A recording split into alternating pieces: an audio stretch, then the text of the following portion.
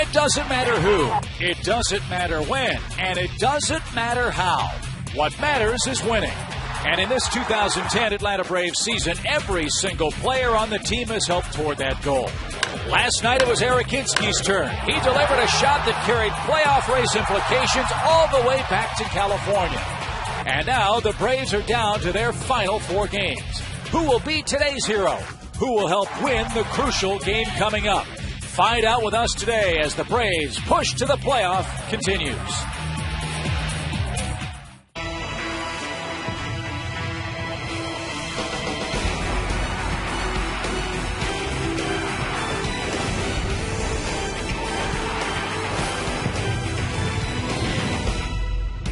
Another cool and breezy day at Turner Field as the Braves and Marlins wrap up a 3-game series. A chance for Atlanta to sweep away the Marlins.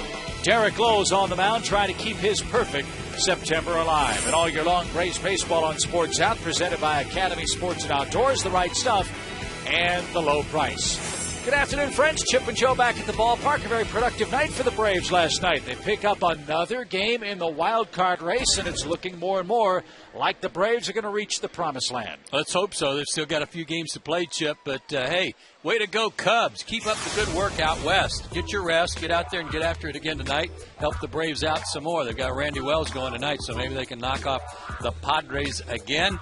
Padres now 2 games back of the Giants for the division title, but let's hope things continue the way they've gone the last 2 days. Tale of extremes as far as the pitching matchup is concerned. Andrew Miller's had an awful time for the Marlins. As we said, Derek Lowe, perfect so far in September. Derek Lowe's been the guy that you hoped he would be all season long in September. He's won all 4 of his starts versus a guy, Andrew Miller, who's only won 1 game. But guess who that 1 win came against? It came against the Braves in early September in Florida, even though the Braves knocked him around some. They only got 1 run off of him. So let's hope that Derek stays hot. Let's hope that Andrew Miller's numbers of 8.19 ERA continue today against Atlanta, and they can hang the first ever career loss on him by the Braves. And quickly, partner, the bomb squad got it done last night for the Braves. Brooks Conrad, a big RBI hit, and Eric Hinske just enough to provide the winning margin. Yeah, wasn't it great? I mean, Brooks, in his first start since Martin got hot, got a huge hit off the wall, and then Hinske follows with that pinch hit homer, but yet somewhere Brooks got lost in the shuffle because of the game-winning homer, but that was a huge hit for Conrad. And a huge win for the Atlanta Braves, who again try to complete the sweep over the Florida Marlins. It all starts with today's starter, a new high for Derek Lowe. He's been incredible this month, and we'll have more on his season and the starting lineups for Game 3 of the series. Braves and Marlins baseball coming up in a moment.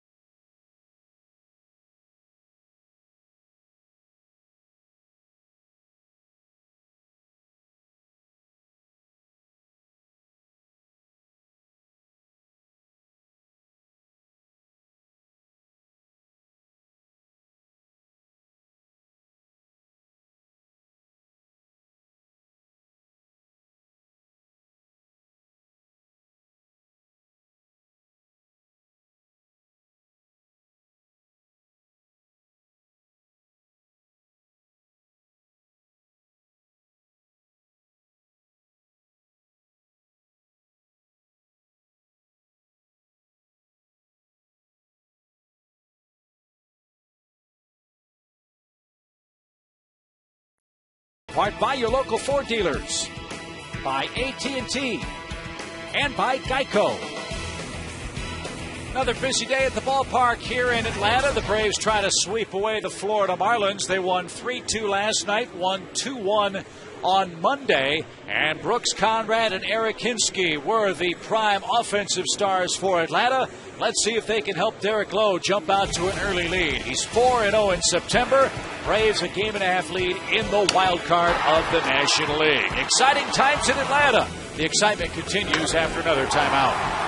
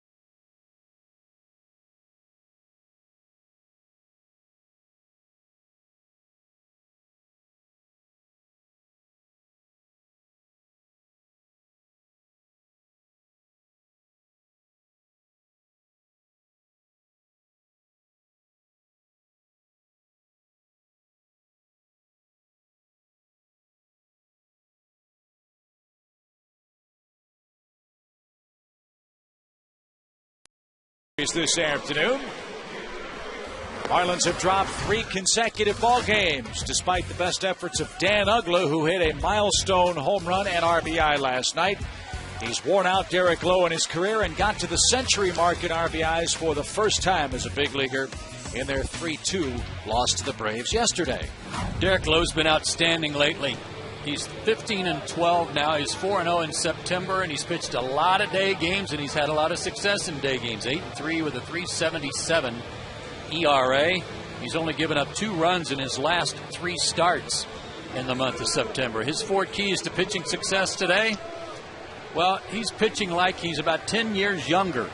He's got a lot of energy. He's going deeper into ball games. Back to the future for him. Day tripper. I just told you about his day numbers. He's been good. Let's hope he's good again today. And he is off to a good start. A quick strike to Scott Cousins leading things off.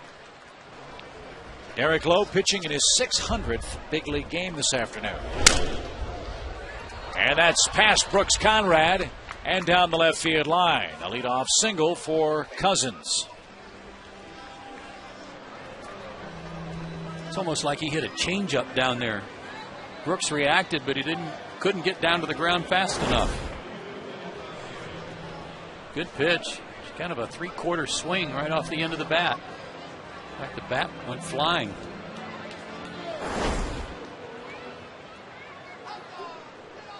And Emilio Bonifacio, the shortstop, hits. Bonifacio led off last night, reached base 3 times.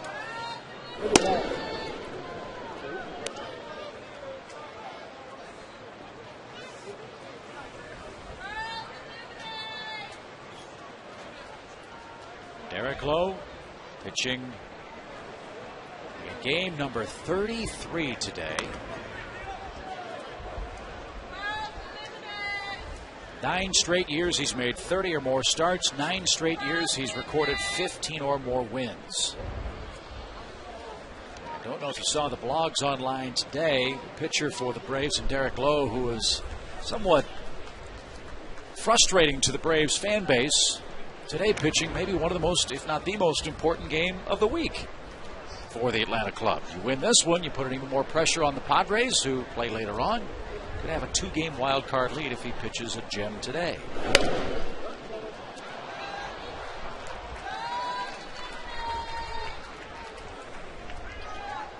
One ball, one strike. As you look at the Braves outfield alignment, Diaz, Cabrera, Hayward from left to right. Looks Conrad, as you saw, at third base. David Ross gets the start behind the plate with the left-hander on the hill for the Marlins. Derek Lowe's numbers against Florida have not been that good. He has no record in 2 starts against them this year, but 8 2/3 innings, 11 hits, 9 runs, more importantly, 8 walks. That's a high total in just 2 starts for him against one team. But the man that's done the most damage against him is not playing for them. Yeah, and Ramirez not in there again, sitting on that 300 average. Talk to people around both teams, and no one can remember anyone sitting on a 300 average as long as Hanley Ramirez has, although he does allegedly have an elbow injury. Those are hard to diagnose.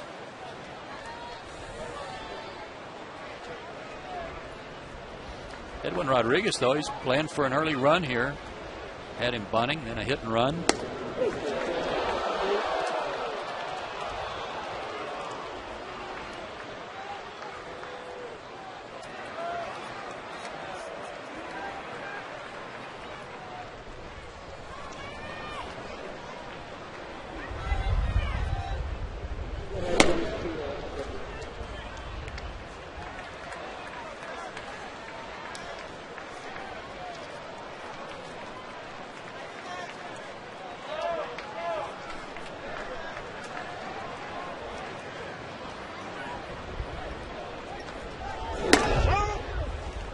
2 on, nobody out. Walks have not been an issue at all this month, with Derek's good work going 4-0. He's only walked 2 batters in the 4 starts. And that was in 23 innings. Outstanding effort here this month, but a slow start today. Maybe that sun will stay out for a minute and give the hitters a problem. It's shining brightly on the mound. The hitter's in shadow as Logan Morrison goes to work for the first time. There's a stiff wind blowing straight in.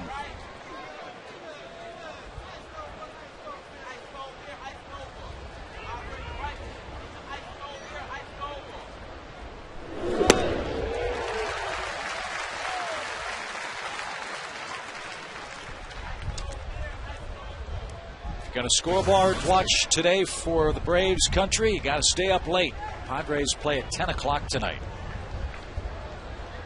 They host Cincinnati, then head to San Francisco after the conclusion of that series.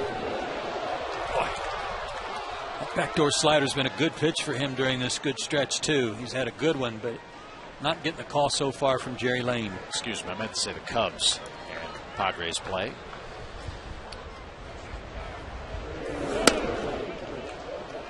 Cincinnati clinched the Central in a dramatic fashion. Exciting fashion, yeah. Great. Only the 3rd walk-off win to clinch a division title after Bobby Thompson and Hank Aaron did it. Little tapper back to the mound. Low to second for 1. Ball dropped on the transfer. Runner trying to score. Cousins. Throw to the plate. They got him.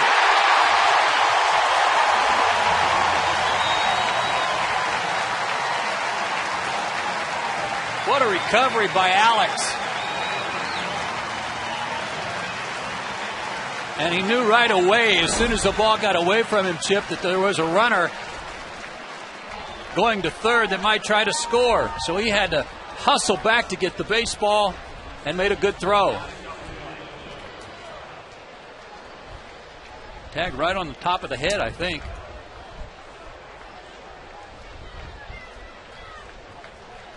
The cheerleader in the dugout, Billy Wagner, getting after it. The old traditional 1-6-6-2 play to retire 2 Florida Marlins.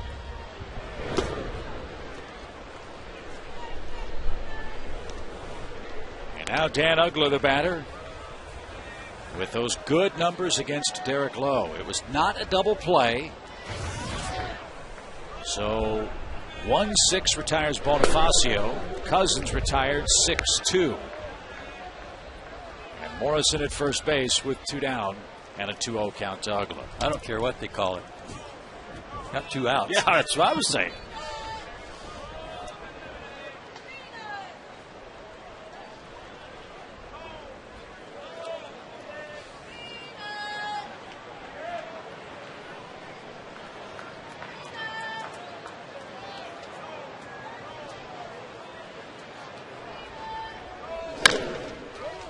To third. Brooks backs up. Bad throw. Lee can't apply the tag. Uggla safe. E5. First and second, 2 outs. Took too many steps. He gloved the ball and then he took 2 crow hops. Shuffled his feet twice. Almost like he had too much time to think about it. See, there were 2 of those. He didn't need both of them.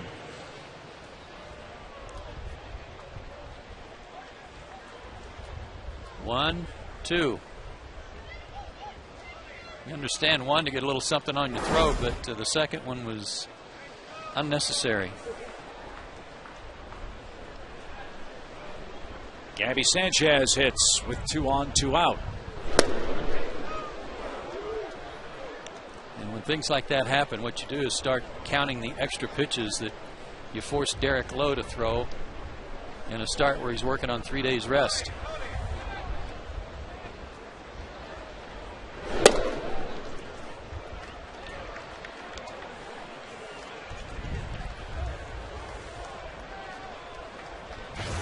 The scoreboard pitch count shows 18 pitches for Lowe, 10 of them out of the strike zone.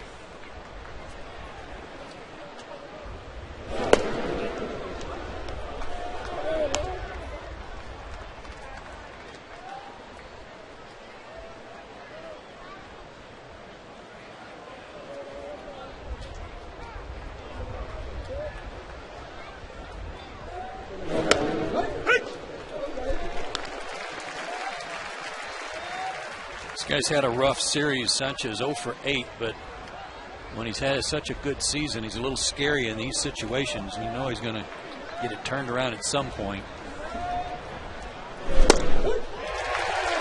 Right now, that shadow is helping Derek Lowe. It's hard to pick the ball up. I mean, you see it out of his hand because he's standing in the sunshine, but then the whole track of the ball is in the shadow, and it's hard to follow, and it tied him up there. The runners will go with 2 out.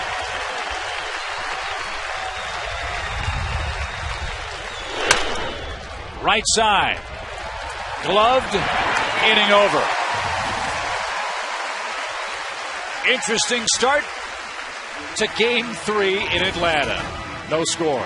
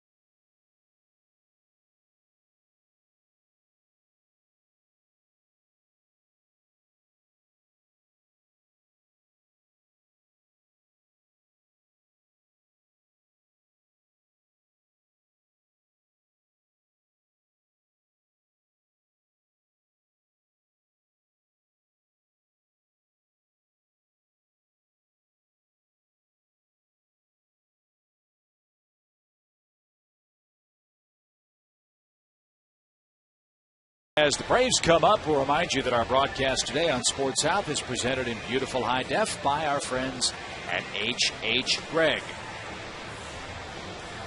Braves have had a terrific start to this final homestand of the season.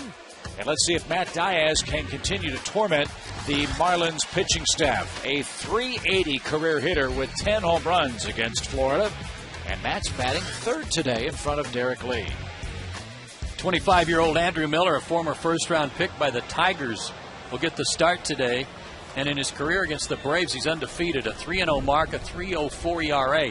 That doesn't compare to this year's numbers, a 1-4 record and an 8.19 ERA. His 4 keys to success, base runners. He's had 69 base runners in 29 2/3 innings, and he needs to develop a new pitch because the old ones he has are not just not working lately. Invent something today. Since beating Atlanta on September 3rd, Miller has given up 21 earned runs in 14 2/3 innings. This guy was all world out of University of North Carolina. Fastball, curveball, slider and change.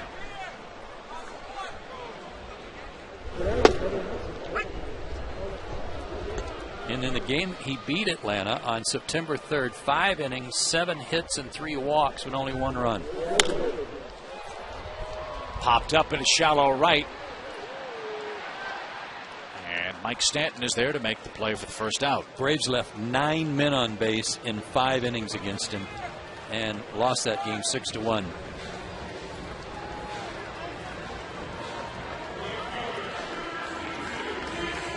Here's Jason Hayward.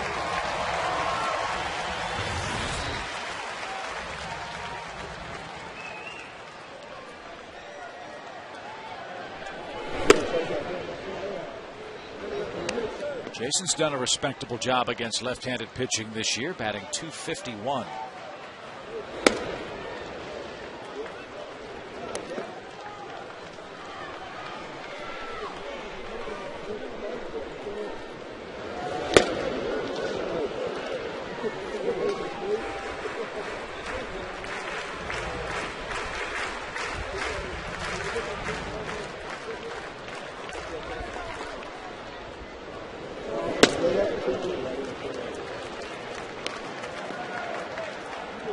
Thrown 4 pitches in like 31 seconds. They all do that.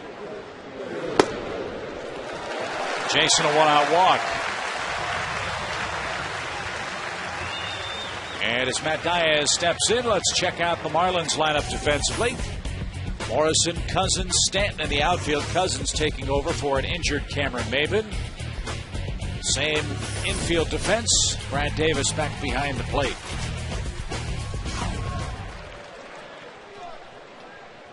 Here he is back in the stretch. And Diaz up. And a line drive on the first pitch. Stanton had a little trouble with the sun, but hung in there for the second out. First pitch he sees, though, in the shadows, and Matt Diaz hangs out a line drive. And it is very hard to see right now. Down and got a low pitch, too. See Stanton with the sunglasses on, trying to get in a good spot to catch that one.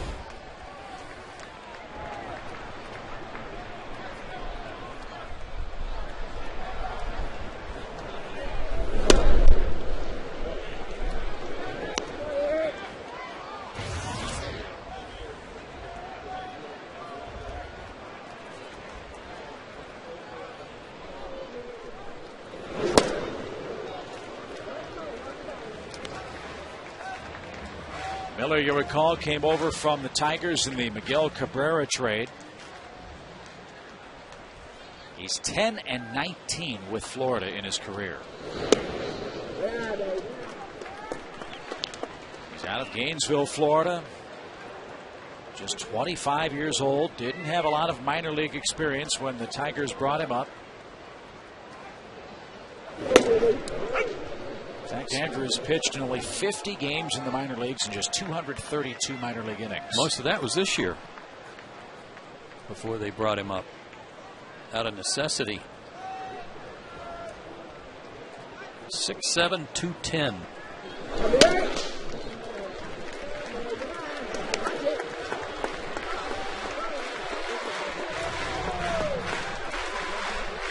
Last start against Milwaukee, 4 1/3 innings, 8 hits and 2 walks, 4 runs. Lost 6-2. Derek Lee takes a walk.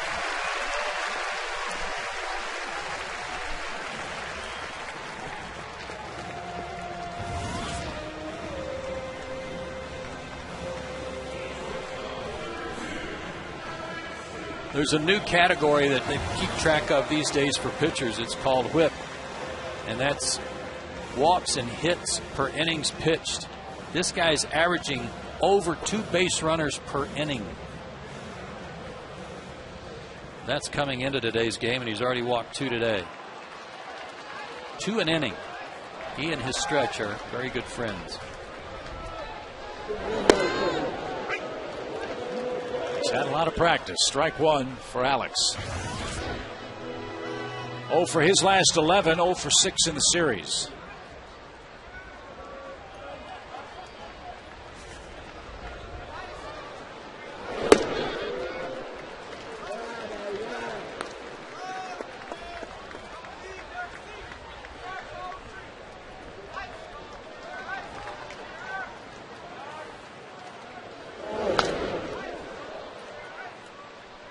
Pretty decent changeup right there. And looked like he threw Derek a 3-2 changeup that missed low.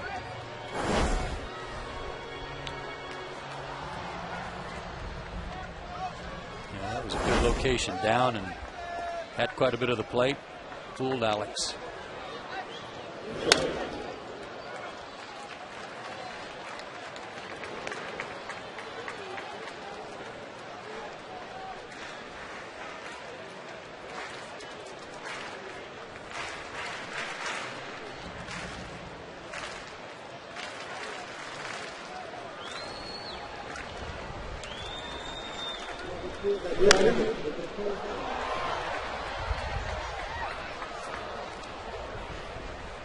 Again, another day where it's a wonderful advantage playing in the East, being able to post a score that you hope will be a win to just add to the pressure to the teams out west that have to keep pace. And some early runs would be nice to allow the offense to relax and get after it. Missed the inside corner, 2 balls, 2 strikes.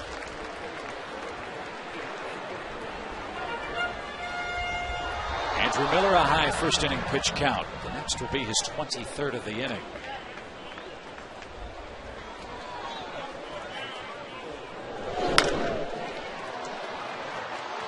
Another change up, that one not as good, and Alex got a better piece of it. Conrad and Hinsky had the big hits last night, the one that everybody remembers, but Melky Cabrera got the inning started with a key at bat for a base hit, and Alex put down another great bunt. 2 sacrifice bunts in as many games against the Fish in this series for Alex. And speaking of fish, Alex went fishing and is struck out to retire the side. Braves strand a pair in a scoreless first inning.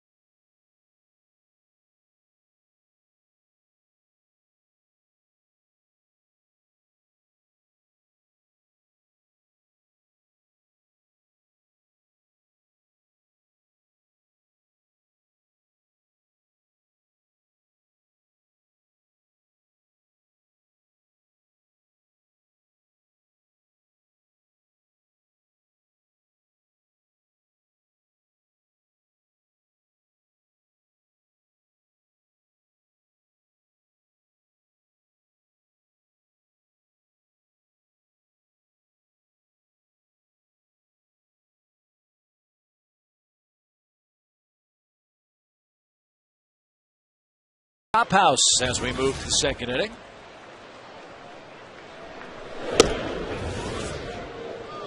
Chad Tracy, Mike Stanton, Brad Davis for the Marlins.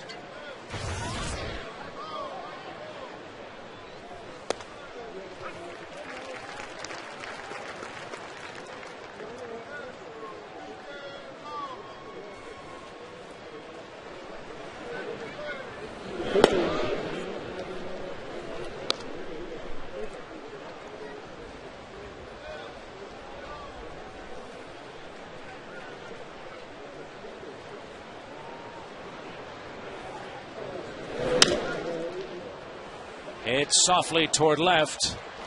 Tracy has a leadoff single. Day off for the Braves in Atlanta tomorrow, and then the Phillies come to town beginning Friday night. The Braves have just released standing room tickets for all 3 of the weekend's games against Philadelphia. Join us at Turner Field. Support the Braves as they battle for a wild card berth. Get your tickets now at Braves.com/tickets. By phone at 800-745-3000 or here at the Turner Field ticket windows.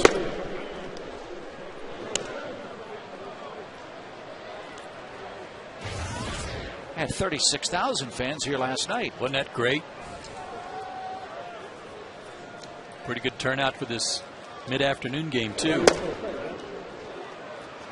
Well, there's another good pitch.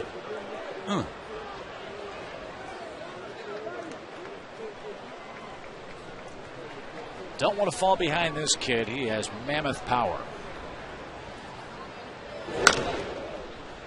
He's had a good series, too, and he's putting this series on top of a pretty good road trip so far. 5 for 8 here and 10 for 23 on the trip. He's pushed his average up over 250.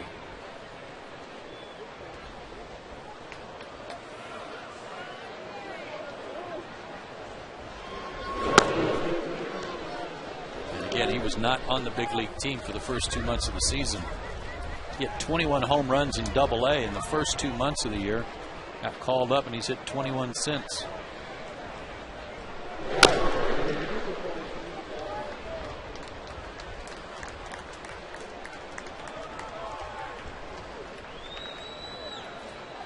Florida has a chance to have a very exciting outfield next year. They've got to decide between Morrison and Chris Coughlin in left. This kid figures to get a lot of time in right. Hopefully Cameron Maybin's not hurt too seriously. Stanton swings and misses a slider. First strikeout for Derek today. Stanton asked Jerry Lane if he swung at a strike. Looked like he did. Perfect strike on the outside corner.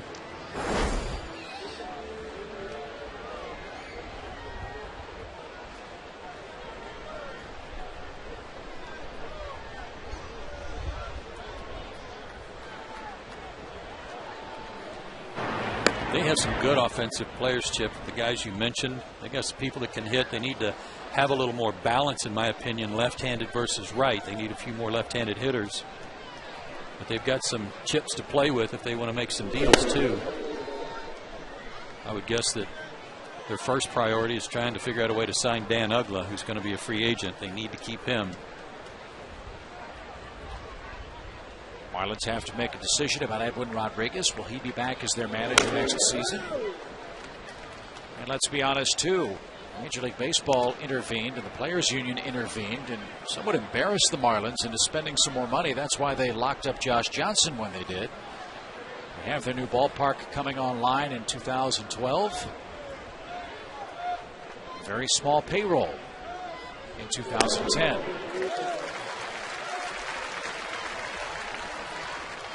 From a power standpoint, all of their power has come from right-handed hitters. They've hit 8 homers by left-handers this year. Everybody else, all the rest of them by right-handers. Derek Lowe's discovered a turbo slider. That's what's been tearing these guys up this month. Really good one.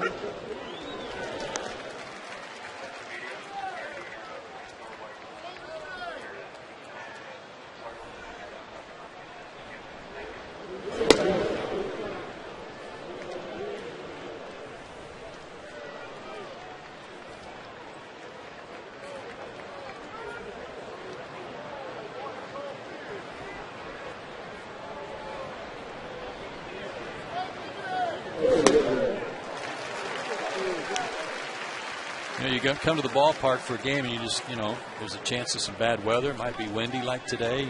You never know if some rain might fall. You don't worry about conditions. But when you got to worry about the modems, whether or not they're working, that's a bad day. Whether it's modem or Imodium, either thing's a bad thing. Bad thing. Sometimes it helps.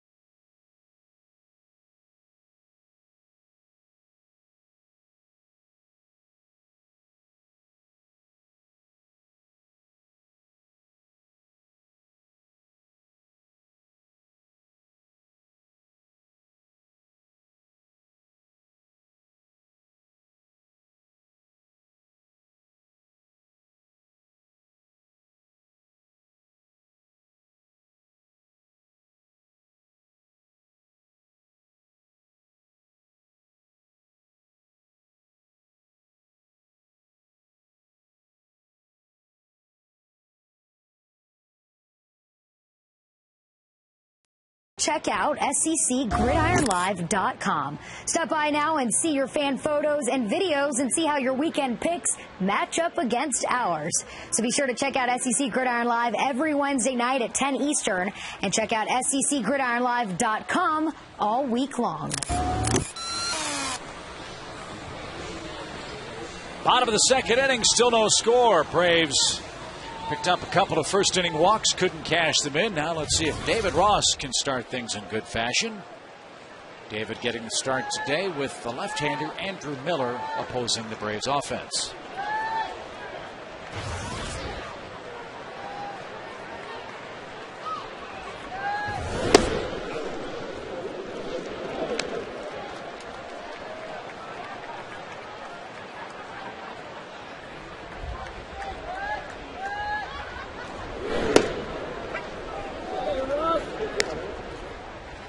How much longer till the shadows even things up for the pitcher and hitter? Well, see, there's another bright spot about to cut across the infield there as David tries to slow Miller down.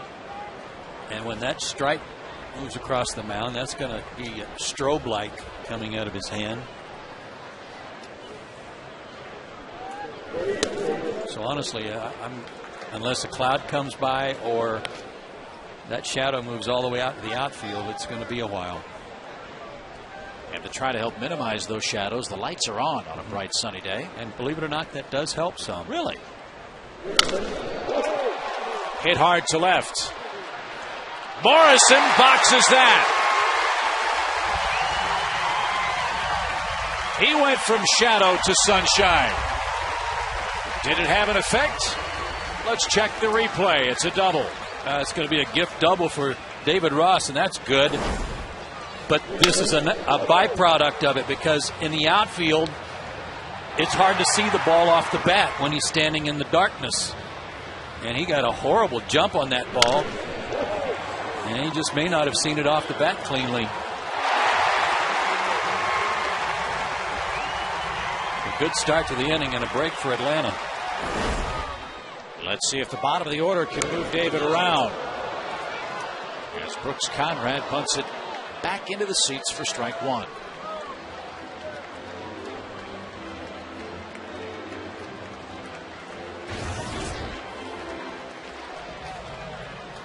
In a season full of big hits for Brooks Conrad, How big was his 7th inning triple last night?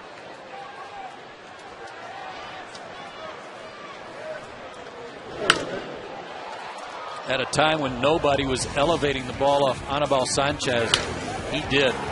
And a pretty good pitch. Outer third of the plate. And on a play that Cameron Maben was injured, that was an RBI triple to tie the game. Maben, by the way, out with a strained back.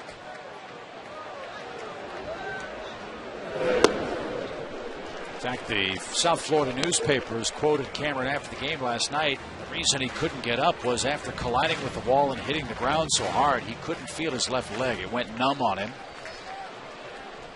And chances are Cameron's going to miss the rest of the regular season for the Florida team. Lined into center. Cousins, 1 out. Hit it hard, but not good enough. Got to get him over. This time of year, got to do the little things. And when you're Brooks Conrad and you're playing for Martin Prado, you're under the microscope already. But doing those little things just adds to your value when you can move runners up when you got a double hit in front of you. Big hit last night, but that was a situation where he's certainly capable of getting a guy over. Let's see if Melky can pick him up. He had a couple of hits last night. And Davis continues, I think, to very impressively behind the plate. He's really good at that, isn't he? I like him. Yeah.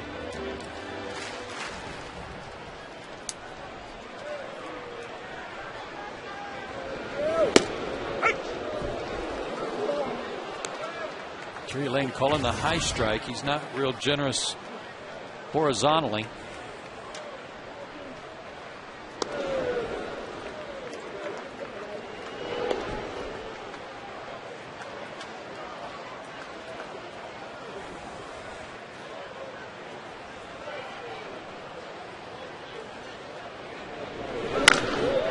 Line drive into left field.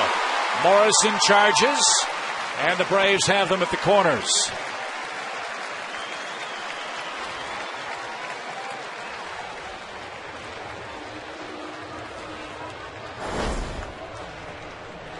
Melky had a good day the last day in Washington. He started, had a double, hit another ball hard, went 1 for 4 and scored one of the Braves' 2 runs. Didn't play in the first game of this series, but last night had a good night. He was batting 5th in the order and went 2 for 4, scored a run. And comes through here and picks up Brooks Conrad, picks up his teammate by getting Ross to third base at least. And a chance for Derek to maybe get him in. And Derek's been swinging the bat well this month. And not only just getting hits, but getting extra base hits. Hitting a .157 for the year, not bad.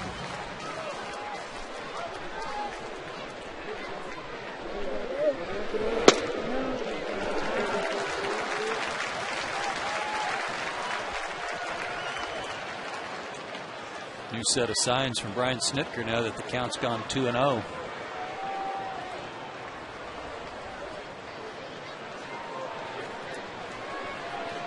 Might be taking here.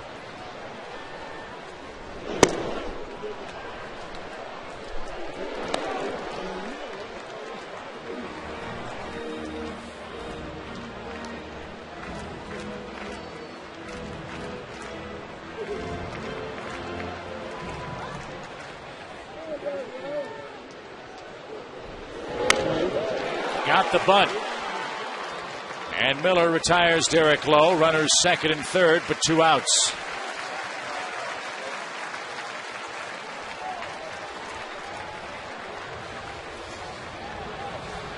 This is his 11th sacrifice of the year, most on the team.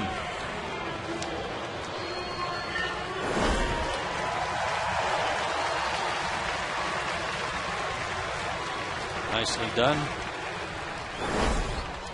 And a chance for Omar, whose numbers are, excuse me, Chip, not as good against left-handers as they are against right-handers, believe it or not. Jumps the first pitch, pops it into shallow right, but Ugla glides over and makes the play. You're right. Infante, .285 this year against left-handed pitching. He's 0 for 2, and we're through 2 in Atlanta.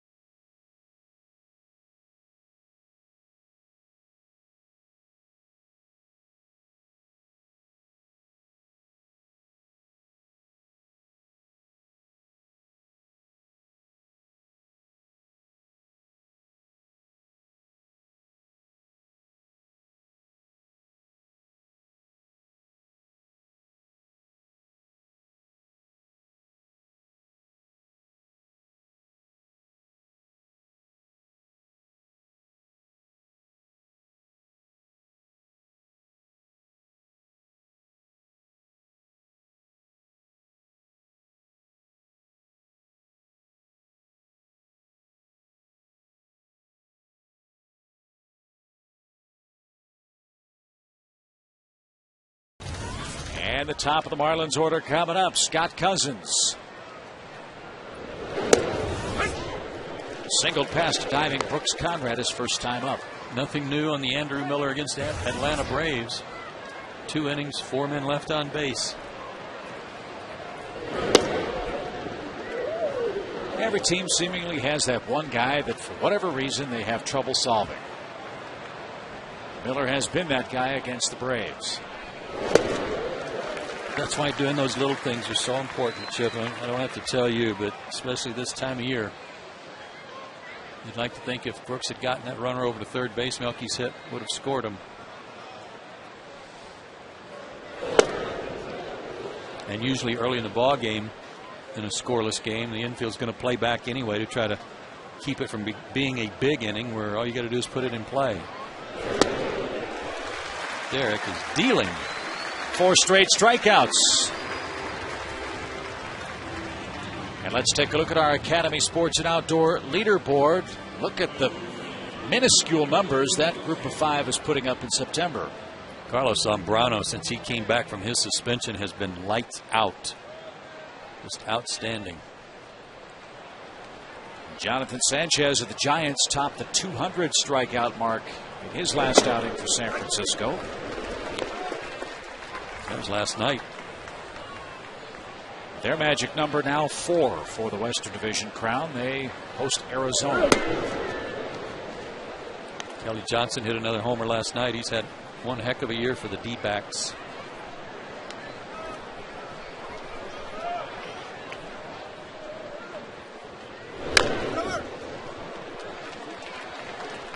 One ball, 2 strikes.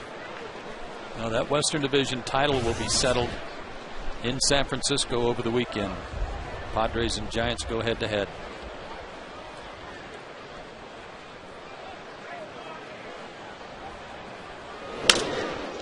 I don't believe Tim Lincecum will pitch in that series. I think he pitches tonight. Yeah, they've juggled the rotation so that Lincecum can pitch tonight, and if there's perhaps a 1-game playoff, Lincecum would pitch that game to get him into the postseason. Gotcha.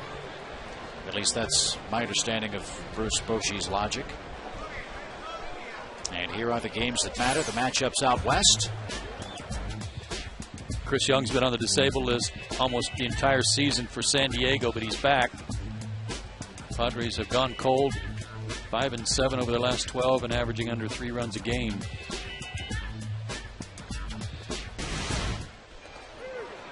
That ball backed up, and Lowe's got 5 straight strikeouts.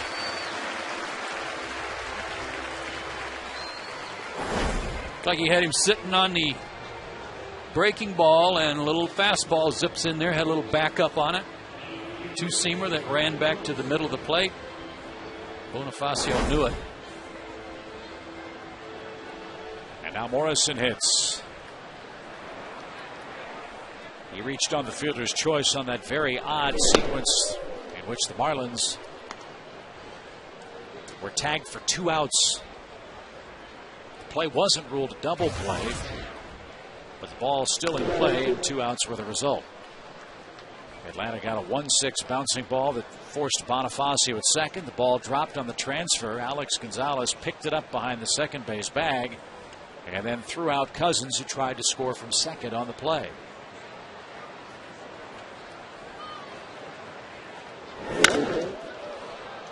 And Morrison with a 2-out hit. Fans, just 3 more chances to get your commemorative Bobby Cox program during this homestand. You can also get it at the Braves Clubhouse store in CNN Center or online at Braves.com. It's a collectible issue, and it's available only through this season and through this very special offer. Visit us online at Braves.com here at Turner Field or the Braves Clubhouse store in CNN Center for the Bobby Cox commemorative program.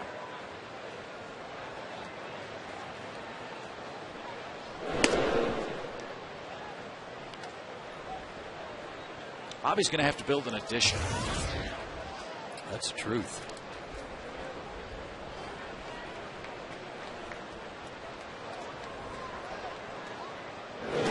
Another very nice gesture from the great folks at Chop Talk magazine before the ball game. Custom painting of Bobby Cox chronicling his career as the Braves manager, presented before the game.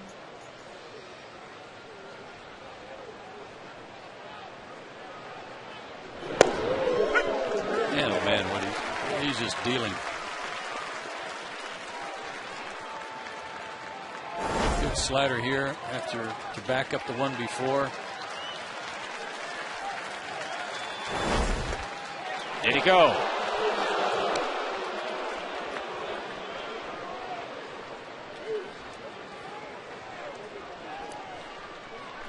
Two balls, 2 strikes.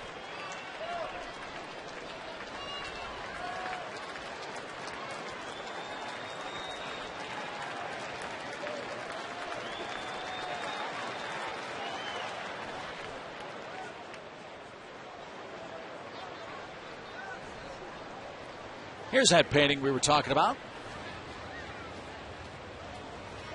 Very nice. And Rasmussen out representing Chop Talk, and just very pretty piece to hang on above his fireplace. He needs a few more fireplaces with all the paintings he's got. Big one for that picture. Yeah.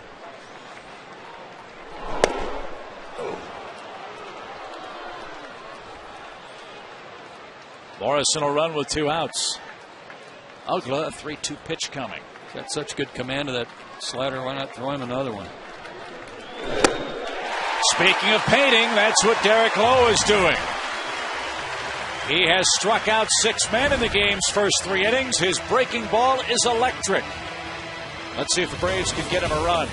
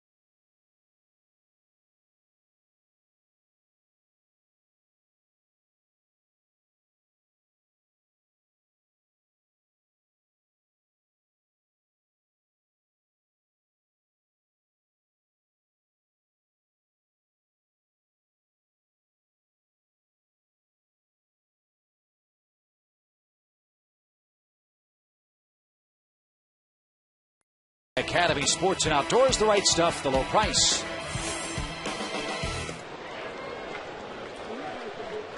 Jason Hayward will lead off against Andrew Miller. Then Diaz, then Lee. Good time to rally. Got a little cloud cover. No shadows. Call those rally clouds.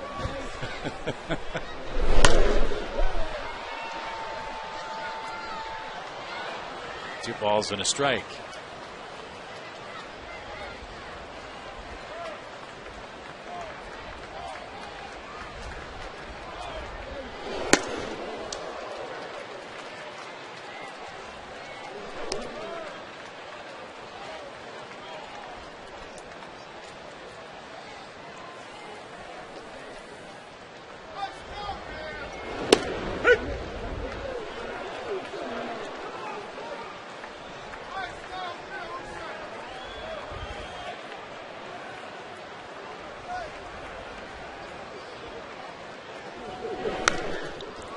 Baby. Good cut.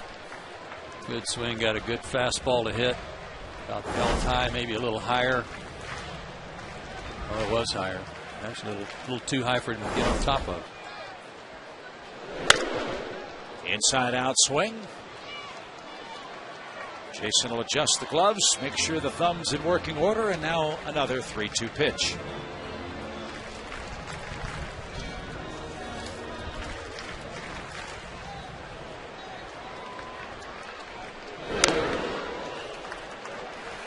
Braves are 30-22 in day games, and this does count as a day game. They're 18-3 at home in day games. Ninth pitch of the at-bat coming. And it's grounded to first.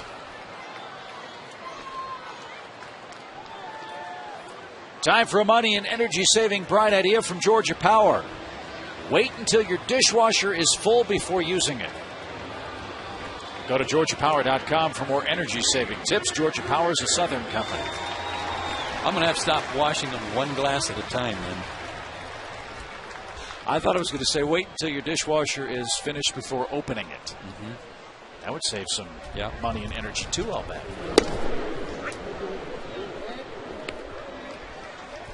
How's the energy saving going on that hot tub, Laser Baker? Right?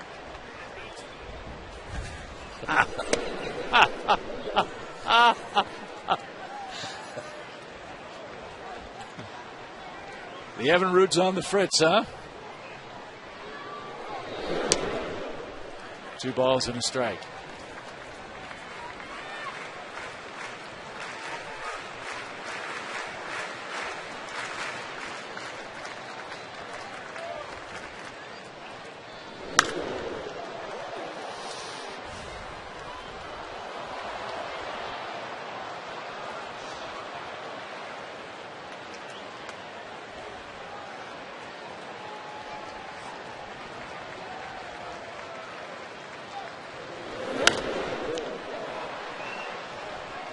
Andrew Miller pitched another game against the Braves after he got called up in relief.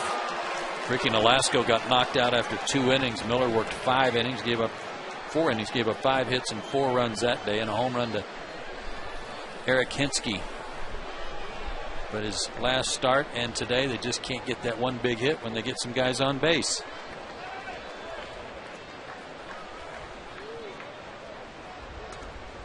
The light always turns on at a different time for every player in the big leagues. He's still a very young man.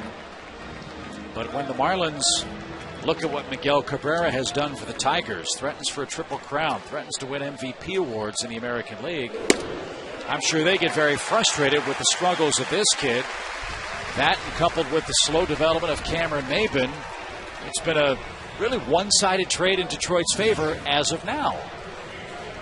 Yeah, I don't think there's any doubt about that. And has to be some disappointment because of the way this guy started in the big leagues after such a short time in the minors. He really hit the big leagues with a splash, pitched well, but didn't maintain. In his last 7 innings against Atlanta, not even counting this inning, 7 innings, the Braves have left 13 men on base and have only scored 1 run. That furthers the old argument. What's the most important stat? Hits and runs or on base percentage? Braves have a very high on base percentage against this guy, but haven't scored much. Consequently, haven't beaten him.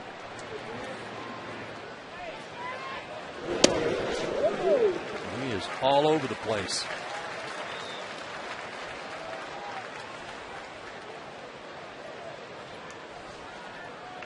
Two walks in the first. And one more wide one. 2 walks here in the third.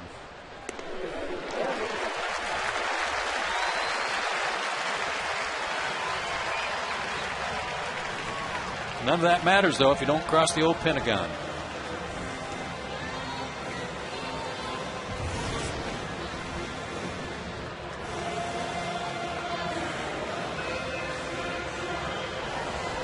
I like to see Alex be patient here. They've been feeding him a steady diet of change-ups, trying to let his aggressiveness play against him.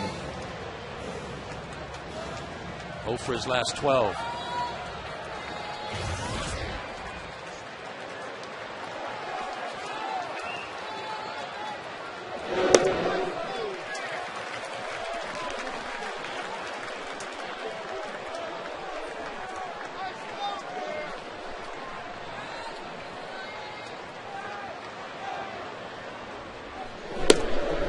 Guy scuffling like this, you got to just sit on his fastball. You know that when he does throw one for a strike, it's going to have a good part of the plate.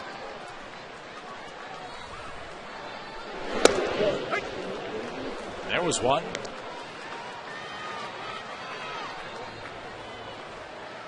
And the count now 2 balls and a strike. There's the changeup.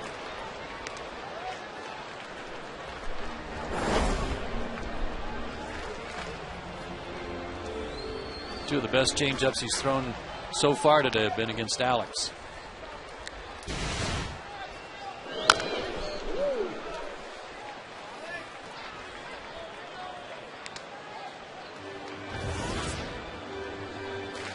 Already 66 pitches.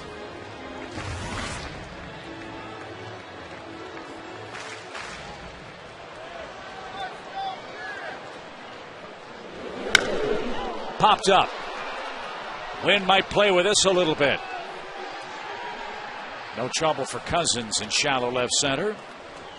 Alex can't chase home Matt Diaz. 2 outs, 2 on. David Ross will hit. I liked what Diaz did, though. I mean, Miller wasn't paying any attention to him because he's so concerned about trying to throw strikes. And Matt got a good jump, and Derek Lee was right behind him.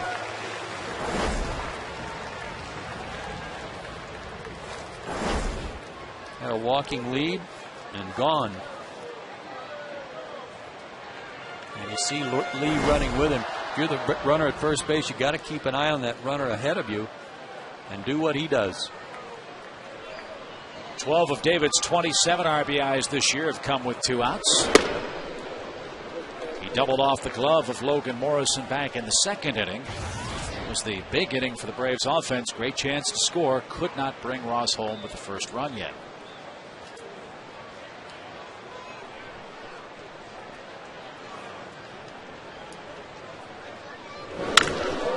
Line left field. Morrison's not getting that one either. 1 run scores. And Derek Lee will be stopped. Another 2-out RBI, and the Braves lead.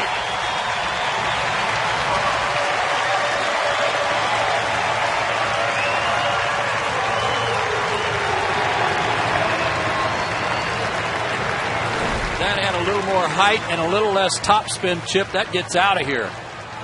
Went down and got a fastball, and the topspin arc of this ball over the head of Morrison, but kept it from getting over the fence and hit near the base of the wall. That close to being a 3-run shot. The Braves finally break through. Now Brooks Conrad with 2 outs.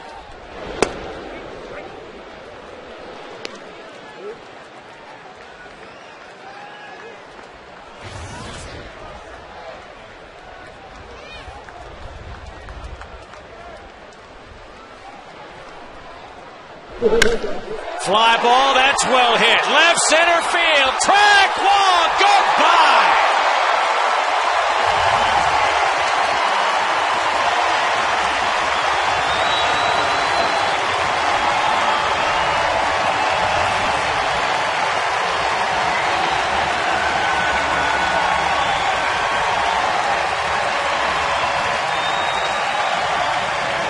Raw Dog made an error in the first inning. He didn't get a runner over with his first at bat in the second inning. I think he just atoned. It's his first home run of the year that didn't come from the seventh inning on.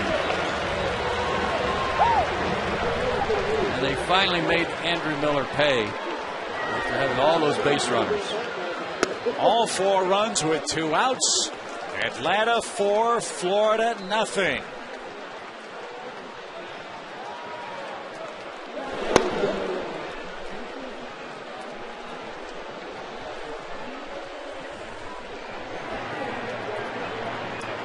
His first home run right-handed, too.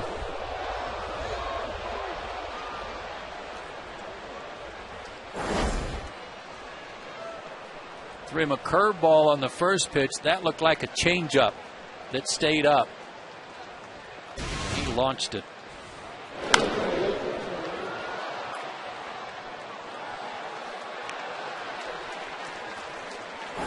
That was way up in the seats, too, wasn't it? That's halfway up. Melky chases a high pitch, and he's down swinging, but not before the Braves pick up 2 big extra base hits with 2 outs. David Ross with a line drive double. Then Brooks Conrad a 3-run homer. And after 3, Derek Lowe and the Braves have an early 4-0 lead.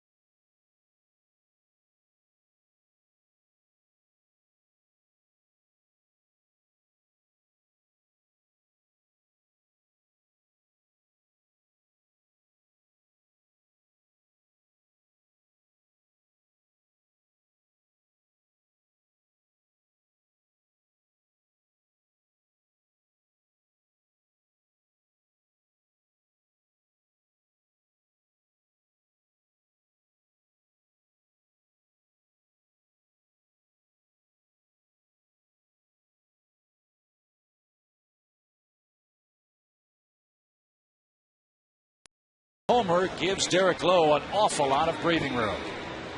Since he came in for Martin Prado, in 3 games, he's hit a double, he's hit a triple, and he has just hit a long home run. Our Airtran, how far did it fly home run? Deep into the seats in left center field. Again, about halfway up the terrace level, 416 feet. A rocket. And the struggles of young left-hander Andrew Miller continue.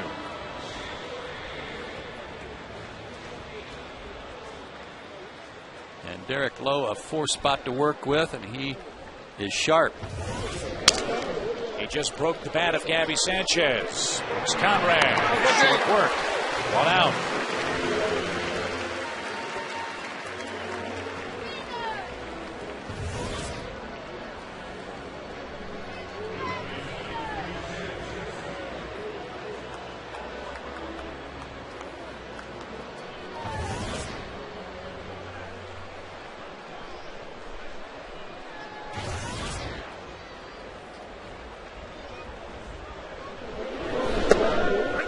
Lowe with a win today would get to 16 for the season.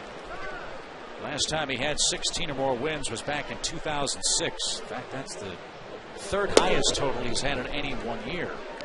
Might recall with Boston, Lowe went 21-8 back in 2002, then 17-7 the next year. What was his ERA that year? He won 21. 2.58. Wow, in the American League East. Yeah. Derek had a no-hitter. Was it that year? He finished third in the Cy Young voting that season behind Barry Zito and Pedro Martinez. And yes, he had a no-hitter against Tampa Bay that season. And he just struck out Chad Tracy, who has a parting shot. 2 out. That's 7. That looked like the backdoor slider again. This time he got the call from Jerry Lane. Kind of a tight, short one. And man, is that perfect right there on the lower right-hand edge of the box tracks. If you can hit that spot with some consistency, you're going to win some games. I've heard that said before. Yes.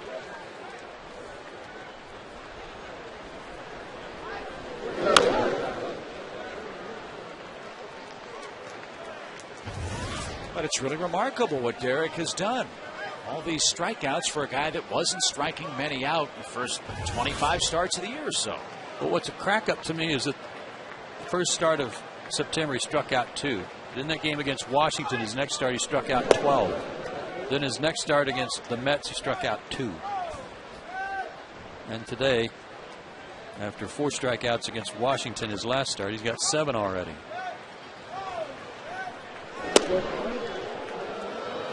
That didn't miss by much.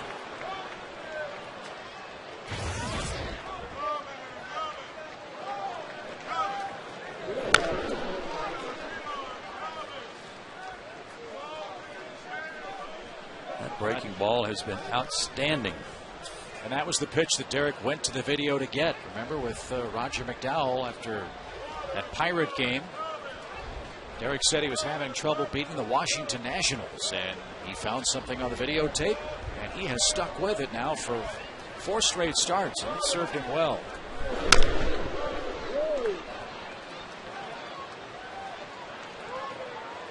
Kind of refreshing in this day and age of professional sports that a guy that's been around as long as Derek has been still learning and growing his game. A couple of guys up in the Marlins bullpen, Jorge Sosa, the former Brave, and Jose Seda, both loosening up.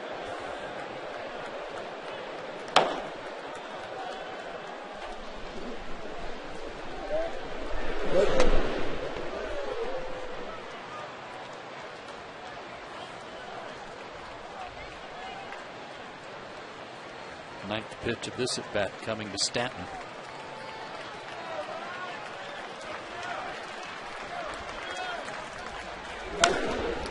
All 7 of Derek's strikeouts have come since a turn through the order that began with Stanton back in the 2nd inning.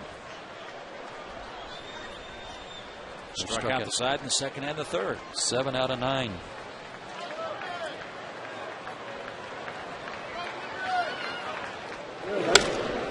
This one popped up. Will it stay in play? It appears the answer to that is yes.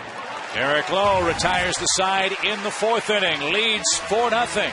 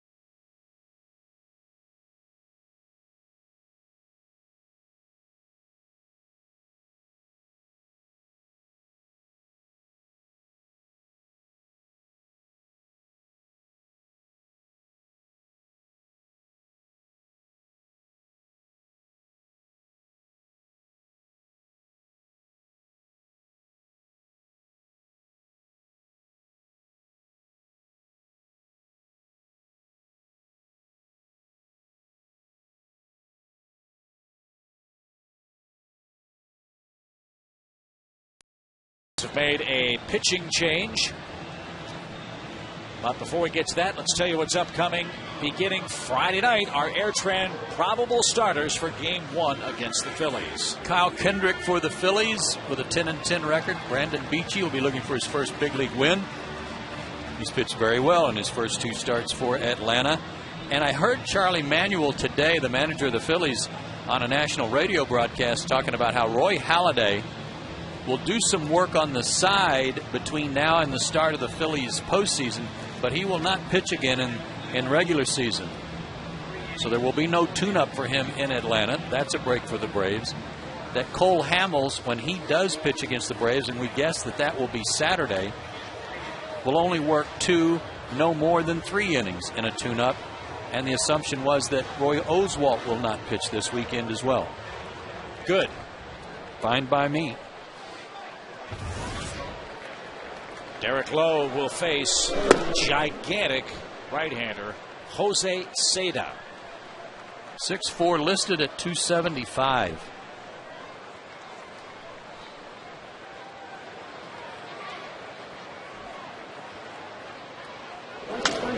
He was originally a non-drafted free agent signed by the Padres 6 years ago. The Cubs then acquired him in a deal for Todd Walker at the trading deadline in 2006. And then Chicago traded Seda to the Marlins for Kevin Gregg before the start of the 2009 season.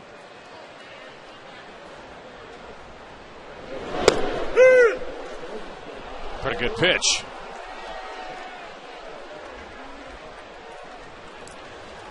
Get your 2010 Braves Division Series tickets. Join us on Braves.com/postseason. Call 800-745-3000. Pick them up at Ticketmaster or the Turner Field ticket windows. The Braves don't know, number one, if they're going to make it. If they do make it, who their opponent will be, nor which day they will start. We know the Reds are in. We know the Phillies are in the National League. And we know the Phillies have taken the 8-day-long series. So that will not begin Wednesday? I believe so. So that means then if the Braves get into the postseason, they won't play the Phillies, so they would start on Thursday. So it would be Thursday then. It'll either be the Padres, the Giants, or the Reds. This guy's from Mono Guayabo, Dominican Republic.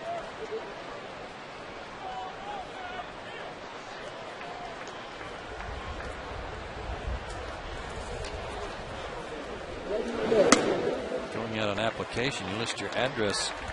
He's got to get there early.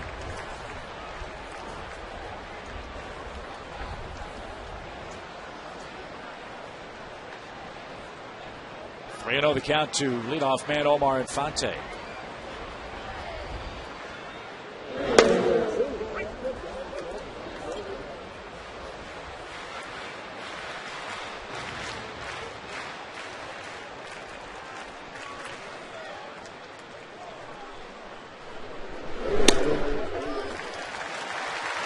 Fifth walk issued by the Marlins staff in this game, the first from Jose Seda. We've been here all season long for you, and we'll be here for the postseason too. Make sure you catch a special playoff edition of Braves Live after each playoff game the Braves play. Fred, Ron, Brian, and Jerome will be there too, so no matter where you watch the Braves in the playoffs, after every game, switch to Fox Sports South for a special playoff edition of Braves Live.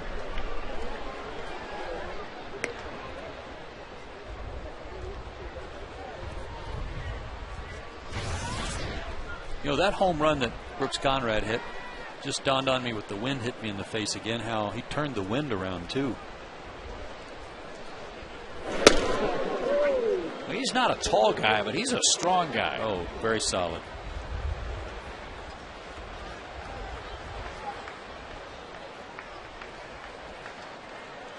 This man is a tall guy. Jason Hayward.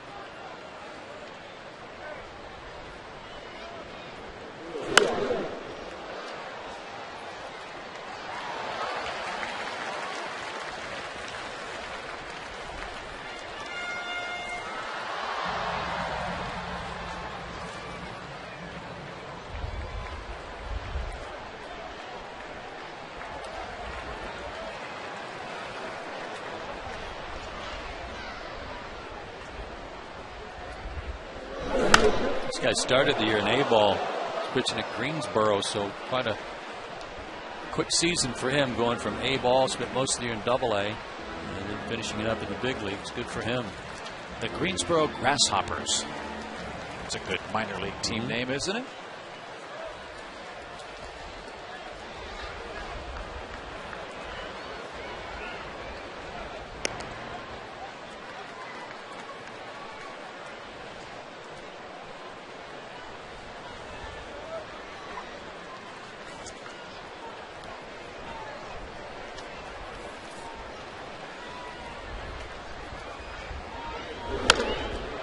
Fly ball to right. Stanton comes charging and diving in.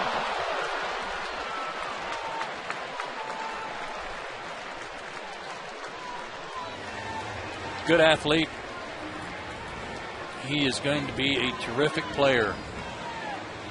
I'm just glad he's in the National League East so we get a chance to watch him about 18 times a year. I'm not sure the Braves pitchers would feel the same way once this guy really gets his feet under him offensively, and it appears that he's on the verge of that. Terrific play there to rob Jason of a hit. And Diaz the batter with 2 outs.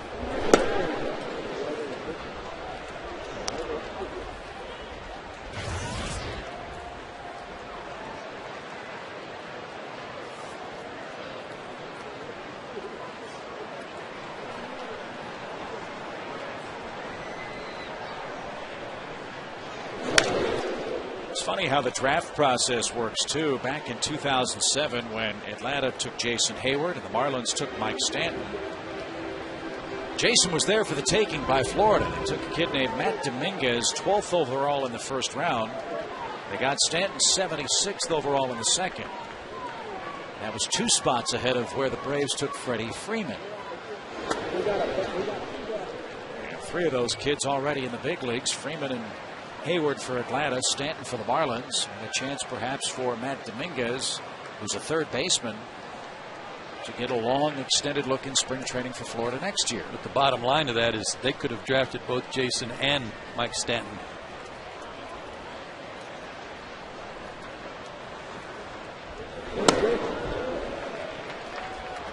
Three balls and a strike.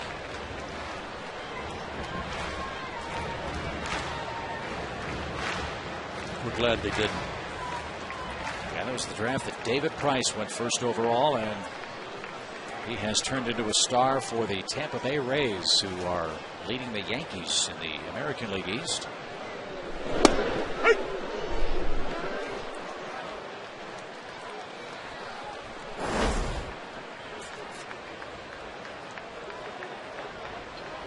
Good pitch at the knees. Been throwing 91, 92 in his fastball, and he just balked. If your foot's on the rubber and you drop the baseball, it's an automatic balk. That happened to John Rocker one night down in Florida with the winning run at third base. Game over. A real shame, but an accident. But that's the rule.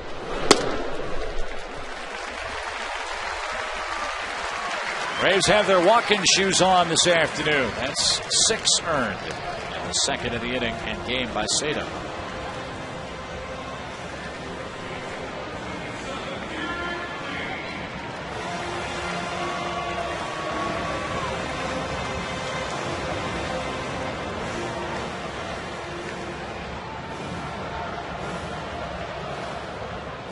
Eric Lee's earned 2 of those walks, and he scored on the Brooks Conrad homer.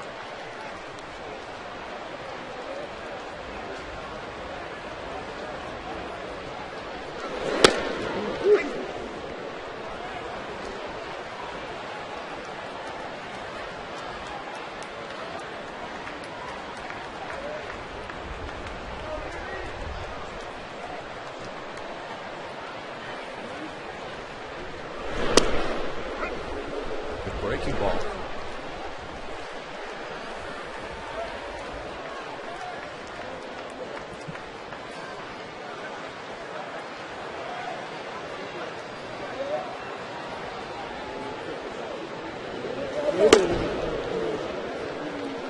popped up on that one, didn't he? 95. Mm-hmm.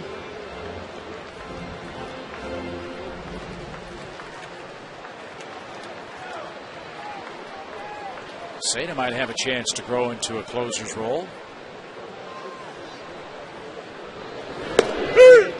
He sure pitched like one in that sequence with Derek Lee. Struck him out of the inside corner. 4 innings in Atlanta have been completed, and the Braves lead and look for a sweep. It's a 4-0 score.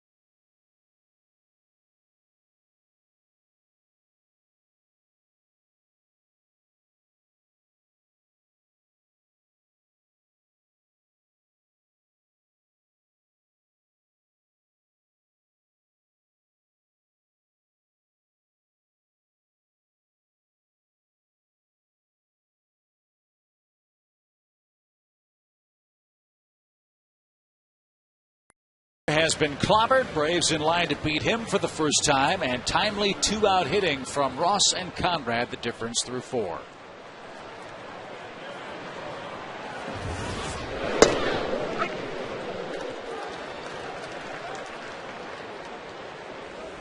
Brad Davis, then Hector Luna for the pitcher in the top of the Marlins order.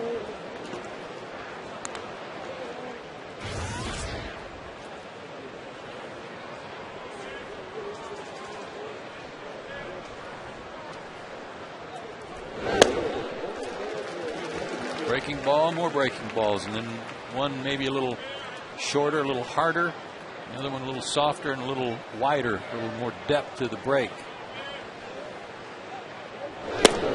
Nice. He's going to keep throwing it till somebody hits it. Yep.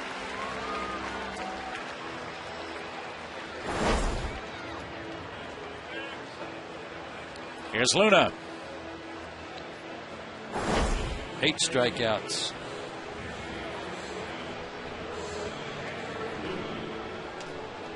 Close the book on Sata, an inning with 2 walks, 2 strikeouts.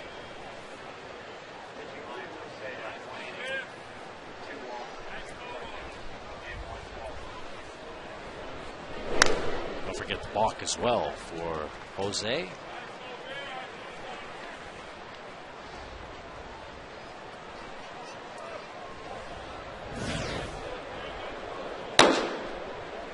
Here's the former Brave. He's ready to go.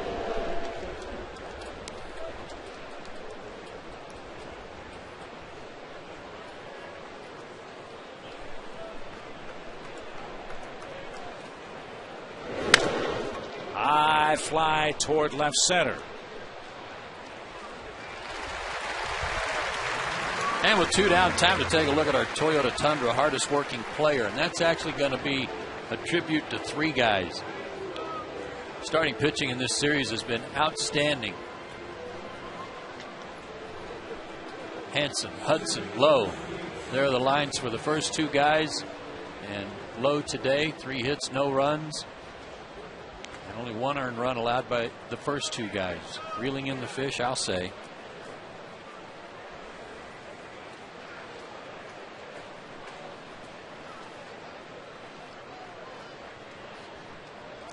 Here's Scott Cousins.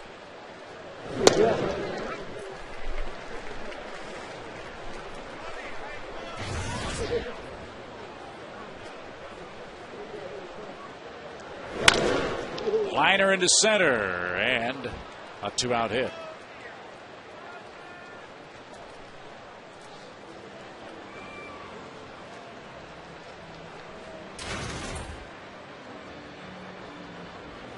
Cousins, one of 21 rookies the Marlins have trotted out there this year. That's his 3rd hit of the series.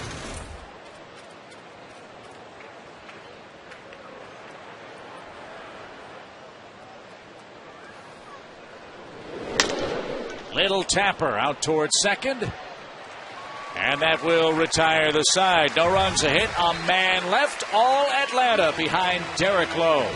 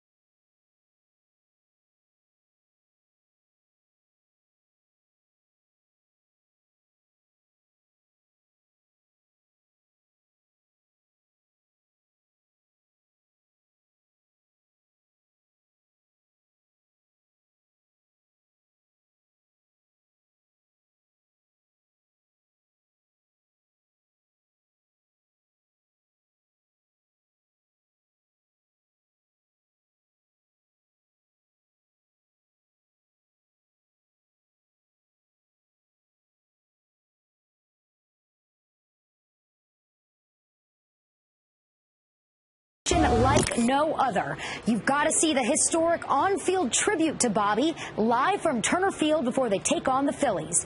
You won't want to miss it Saturday at 3:30 on Fox Sports South. Here we go, bottom 5. It'll be Gonzalez, Ross, and Brooks Conrad coming up.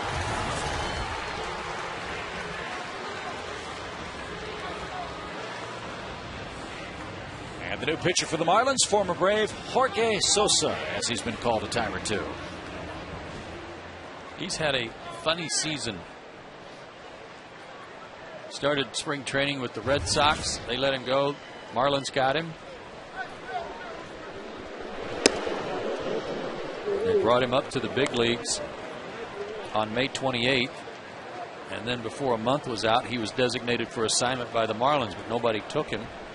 So they sent him to AAA.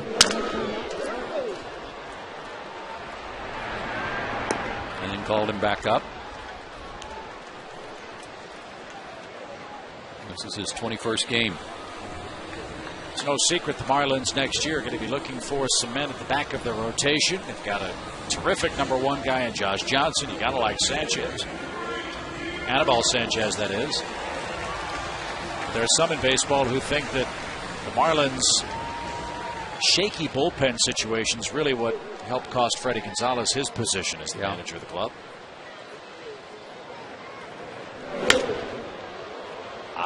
pop fly, long run Stanton over near the stands, and no play. As we know, you got to have contributions from everybody. And today, David Ross comes off the bench to spell Brian McCann, and he picks up the Coors Light Cold Hard Blast. A double to drive in the first run of the third inning. Got 2 doubles today. And it's not the first time he's hit in the 6th spot in the order. He was 3 for 12 in that spot in the order coming into this game. Well, you'll probably see some creative matchups and lineups for Bobby Cox the final 3 games. Should the Braves make the playoffs, Bobby's got 4 days, counting this one, to figure out how he can put the pieces together without Martin Prado, without Chipper Jones able to play the rest of the way. And Ross has a perfect day at the plate. Will it be another double? Morrison plays very deeply. It is another double for Ross. He had 10 all year. He has 3 today. Outstanding. We had a great shot last night of David going over and just getting right in the face of Eric Hinske to just yell at him. He was so proud of his home run, his pinch hit homer last night. Well, maybe Hinske will return the favor today. And David stumbled a little bit coming out of the box. Still got to second base in fine fashion. He'd tell you otherwise he would have had a triple. Yeah. Now the chance for the Braves to get that man over to third base. Even with the lead, got to play the game the right way. Let's see if Brooks can do that.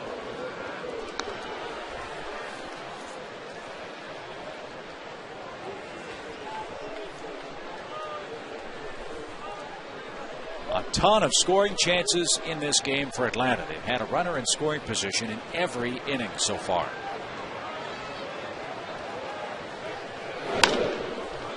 Popped into shallow right.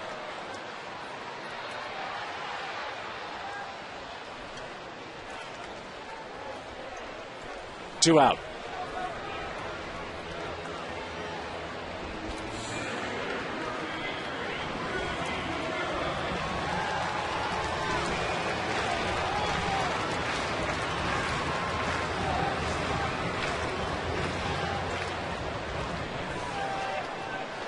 Melky, the 8th place hitter, will be walked intentionally, and the Marlins will go after Derek Lowe. 7th walk already for Atlanta. Runner in scoring position in every inning. All 4 runs came in the 3rd.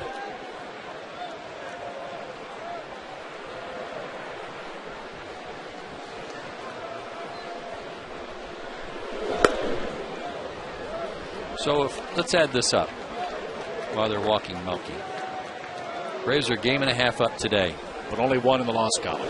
But let's say they win today and Padres lose. That's 2.5. Correct. Let's say the Padres lose tomorrow. That's 3.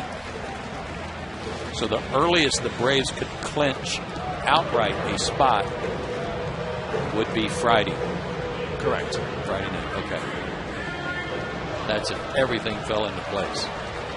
And the important thing to remember, too, should there be a tie between the Padres and Giants, or the Braves for that matter, in the wild card situation, any tiebreakers are owned by Atlanta. Correct? For home field advantage. Home field advantage. Yes. They would have to play a play-in game, I like to call it. Yeah. And it would be here in Atlanta on Monday, I presume, unless the Padres and Giants end up tied.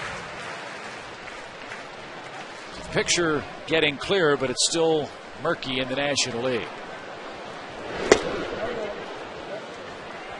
Well, it is nice to know that the Phillies, who had the choice, have already made that decision that they want the 8-game division series, 8-day, I should say, division series, and that would start on Wednesday. Low a ground ball. Tracy's got it. And the inning is over. Braves strand a couple of runners in the 5th inning. Derek Lowe still a 4-run lead.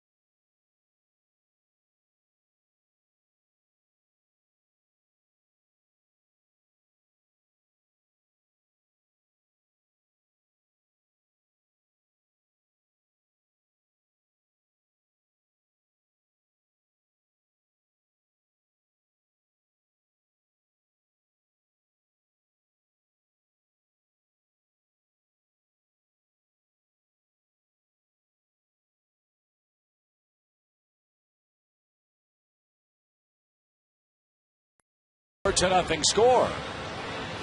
And here's a look at our Geico quote of the game. Eric Hinsky has a very long and impressive postseason appearance streak working, and he'd like the Braves to get there again. Well, he was somewhat prophetic because he said, hopefully this is contagious. It's momentum, and momentum's big in this game. It's carried over to today, certainly, on this home run. The 2-run shot gave the Braves the lead, a 3-1 lead, and that turned out to be decisive, too, because Uggla hit a home run later to make it 3-2. When he hit it, I think he thought that was going a little farther than it did. He told me before the game that he said it's the biggest home run I've ever hit. And I said, well, you hit one in the World Series. He goes, yeah, I know, but he said it was 5-1.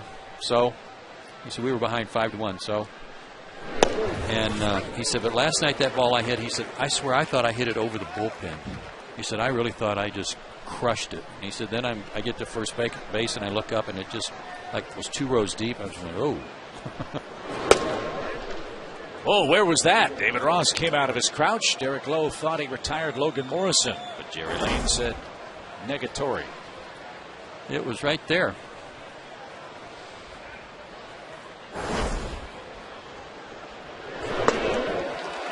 Breaking ball. 9 strikeouts. And Dan Uggla, the hitter, and trivia time. It's the AT&T Uverse trivia question. Russ Ortiz.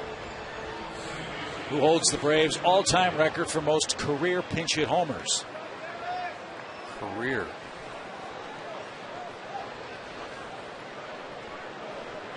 I think of Mike Lum.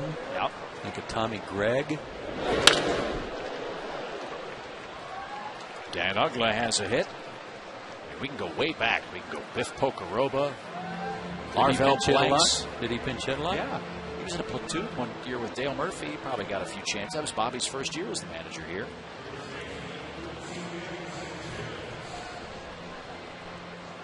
And I hope a lot of the Braves alumni are out on Saturday. I'm sure plans are being made for that to honor Bobby Cox.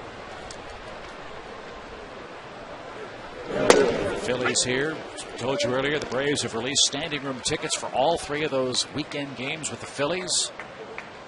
800-745-3000 is the number to call. Turner Field ticket windows will be open as well.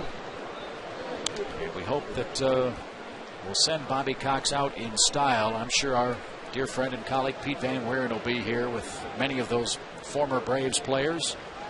Pete will be here with bells on. Great.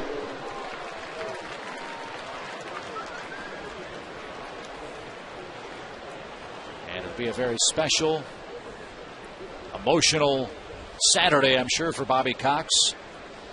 And the way the Braves are playing right now, the good news is, even though Sunday will be his last regular season game, it's looking like it won't be the last game for Bobby Cox. Popped up. Wind is going to push that toward the Marlins dugout.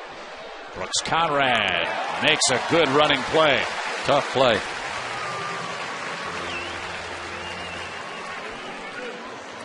A mile high and the wind galing, pushing it away from him. You can see he had to pick up the speed a little bit here after he thought he was already camped under it. Letting David Ross know right away that he had it. David was very grateful. Chad Tracy, the hitter. He's 1 for 2. Derek Lowe scattered 5 hits. All of them singles.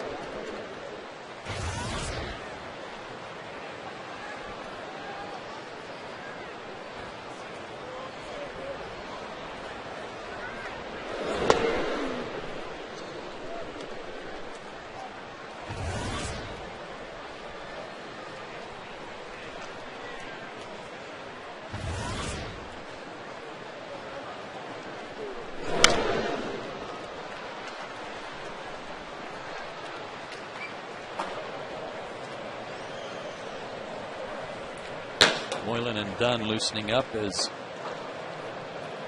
Derek Lowe is at the 97 pitch mark.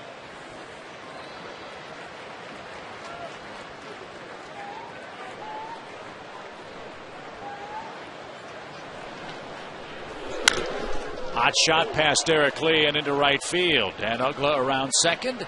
He will make third without a throw. And Florida threatening now with runners in the corners and 2 outs for Mike Stanton.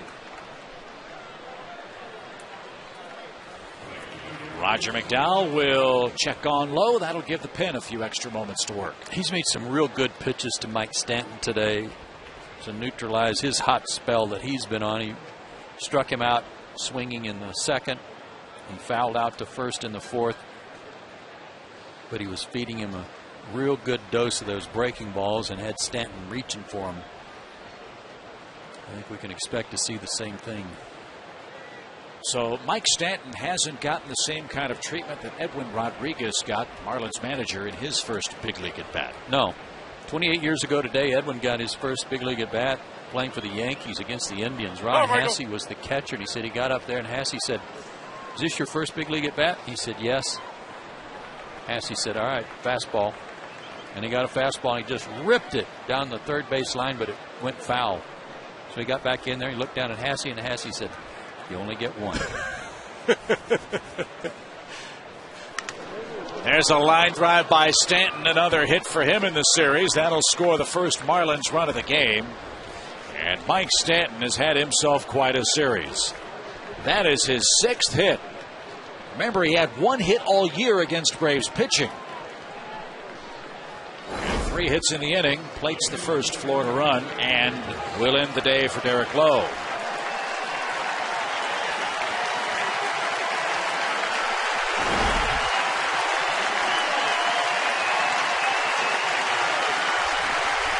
Not sure the fans are cheering more, Bobby or Derek.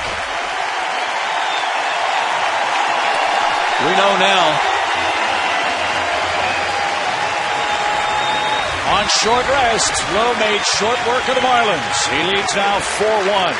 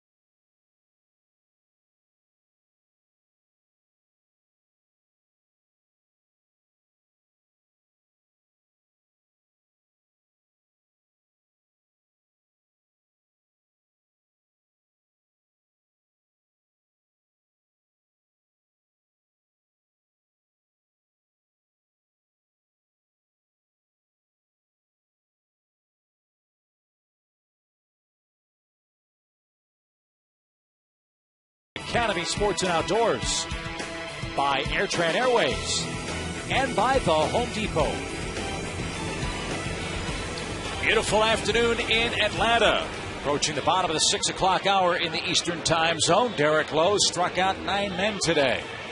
Departs with 2 on, 2 out. As Bobby Cox makes the AT&T call to the bullpen, it will be Peter Moylan. He's been in all 3 games of this series. Last night gave up a hit and a run.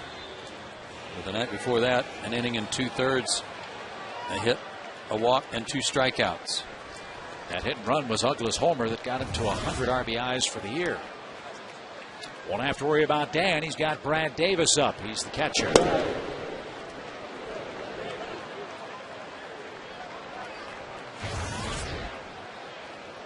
Braves did get some good news before the game today, and that Takashi Saito is feeling up to pitching. The Cox was talking to the reporters before the game, and Saito pronounced himself fit for duty. So might see him if things work out for Bobby and the bullpen today.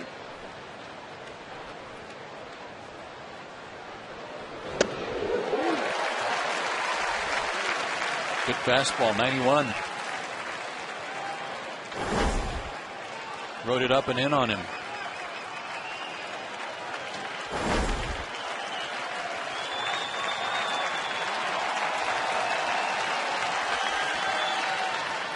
And the way he's pitching, he's moving past AC/DC, a little closer to Elle Macpherson on that Australian export list. Moylan's been terrific this month. Derek Lowe in line to win his 5th in the month.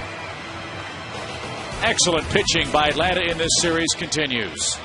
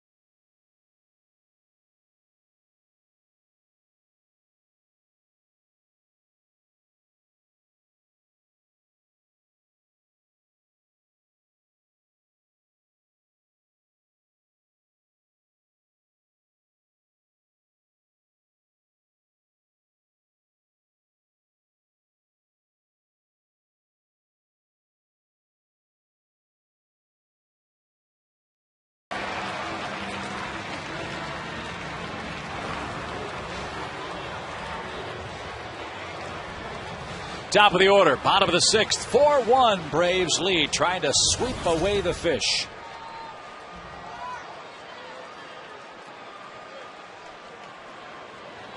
Good work from Moylan.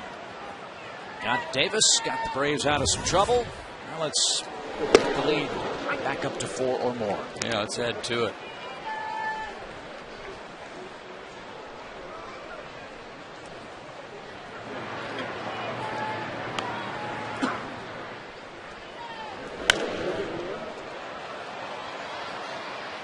Take a look at the Atlanta team, especially on the infield right now. And you can start at first base with Derek Lee. Wasn't on the team most of the year. Second base, Omar Infante was a utility player to begin the year. Shallow right. And foul. Shortstop, Alex Gonzalez, not on the team most of the year. Now the third baseman's the third guy over there after Chipper and Martin suffer season-ending injuries. And for today, David Ross is the backup. You know, I don't think of David that much as a backup player because he's so important to this ball club to give Brian rest, but he's a good player and has contributed today again. But just think about that and how the season started for the Braves, personnel-wise, just on the infield. I'm sure that's something you and Boog talked about last season on the Sports South broadcast, and that was the Braves bench was not particularly productive. That was one of Frank Wren's offseason jobs, improve the reserve corps for Bobby Cox. And you're seeing the fruits of that labor in 2010. Well, just think about that extra inning game Monday night against Florida. Florida was down to Mike Rivera, a backup catcher who had been called up from the minor leagues, as the only position player they had left. The Braves had, I think at that point, 6 guys left on the bench, all with substantial major league experience.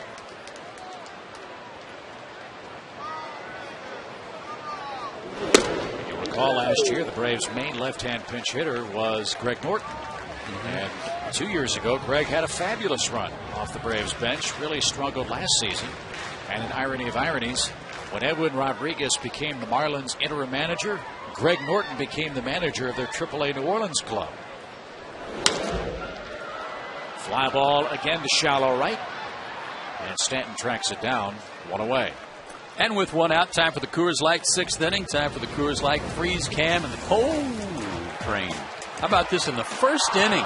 Come back to the mound, double play in order. The ball dropped by Gonzalez, but the lead runner tried to score from second, and Alex recovered and threw him out. Nice play to get Cousins.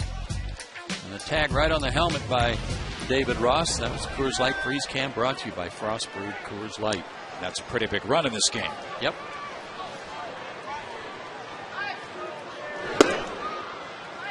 So not only did Frank Wren and the Braves front office improve the bench, I think one of the biggest weapons that really has kind of flown under radar in town, maybe around the rest of baseball too, is how good this bullpen has been. High pop fly. Wynn playing tricks with that. And the good speed of Bonifacio allows him to catch up to that for out number 2. What a luxury it could be should the Braves make the playoffs to stack their bullpen with 4 flame-throwing left-handers, assuming Eric O'Flaherty's healthy. I think that will depend on who they play and how they shape their bullpen, who they elect to use and fill out the roster for their pitching staff. Bobby traditionally, and again, we may be getting ahead of ourselves here a little bit, but if they do make the postseason, Bobby traditionally has always carried 3 catchers.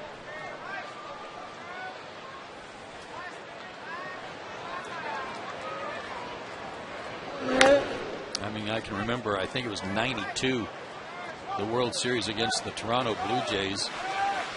And I want to say it was Lonnie Smith that hit a home run to right field into the Braves bullpen at Skydome. And Javi Lopez being the 3rd catcher out there jumping up and down, hooping and hollering. Long before, of course, he became the everyday guy. And yeah, we are, at least I am, getting us a little ahead of ourselves. Got some work to do. Braves taking care of business against Florida. Got to take care of business with the Phillies. And hope for a little more help from the Cubs, who play San Diego tonight. Stanton gives ground, makes the play. Jorge Sosa, a perfect bottom of the 6th inning. Moving right along in Atlanta, 4-1 is your score at Turner Field.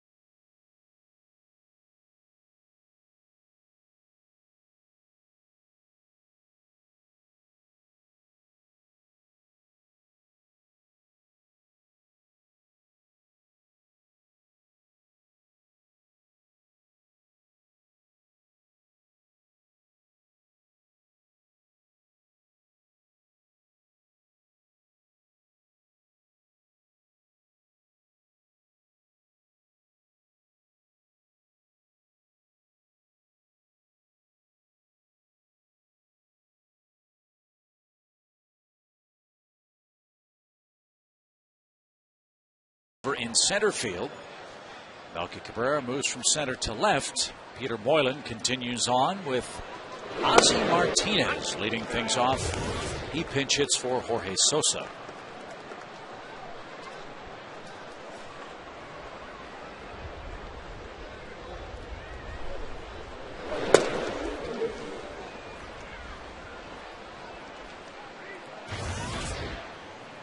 This inning kind of snuck up on me. I'm still eating my cookie that Valerie brought us today. That cookie was so big you could be eating it for 4 innings. Here's a 2-inning cookie.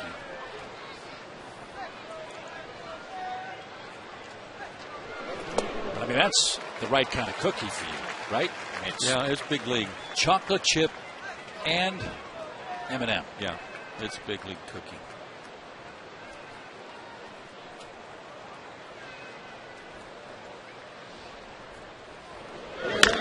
Hard hit ball to Conrad at third. Unloaded quickly.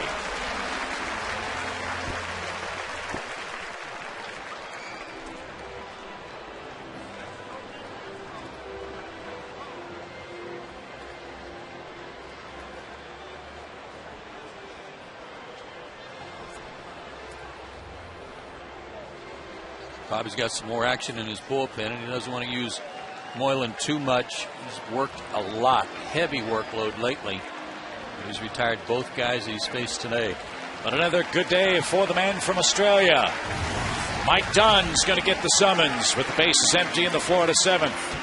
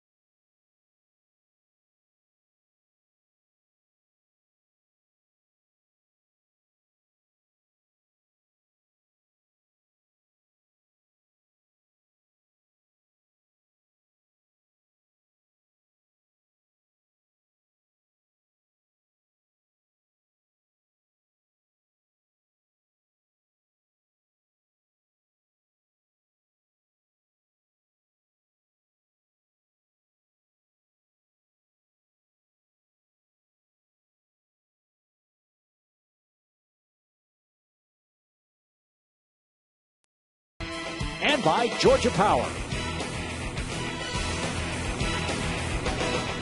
Good crowd, enthusiastic crowd this afternoon in Atlanta. They've been treated to more great pitching from the Braves, started by Derek Lowe.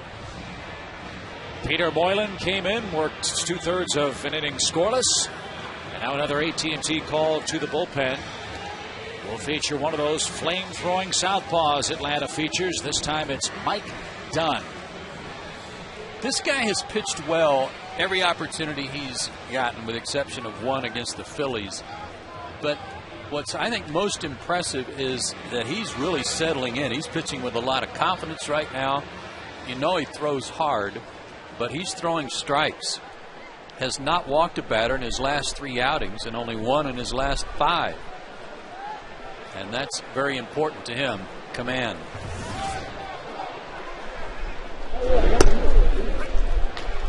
Braves got done, you'll recall, in the deal with the Yankees for Javier Vasquez.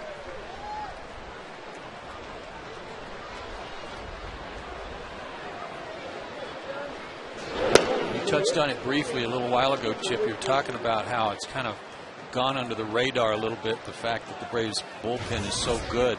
And I think in most baseball circles around the country, broken bat bouncer to short. Cousins motors well, but is out by a quarter step. that was good hustle on his part. But most people, as soon as you start talking about teams' bullpens, everybody leads with San Diego, and rightfully so. It's been absolutely terrific all year long, anchored by Heath Bell. But for them, I think most teams really respect Atlanta's, and I know when the team was in Philadelphia for that big series up there, they knew that if they didn't have the lead by the 6th inning, they were in trouble. Yeah. Because they knew how much better the Atlanta bullpen is than Philadelphia's.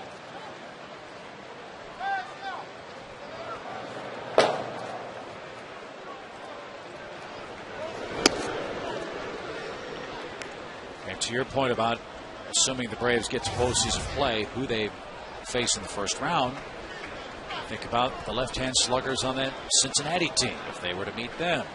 Certainly if they were to match up with the Phillies, we know all about that. That could be a very, very big key. And Dunn wound up. That cost him. Bonifacio with a squibber reaches on an infield hit. Yeah, he took too much time on that one. That was a case where you didn't remember who the runner was.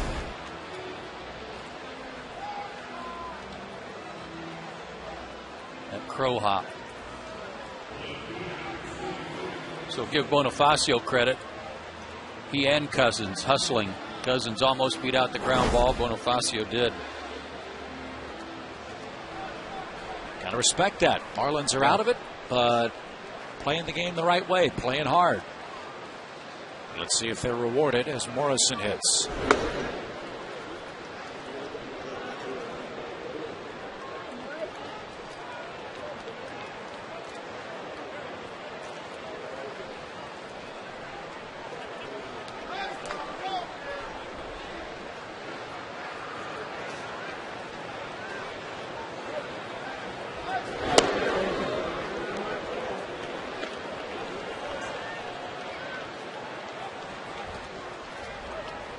Morrison getting extended playing time with the injury of Chris Coghlan. You might recall that happened against the Braves down in Florida. He was celebrating a Marlins walk-off win and wrecked his knee.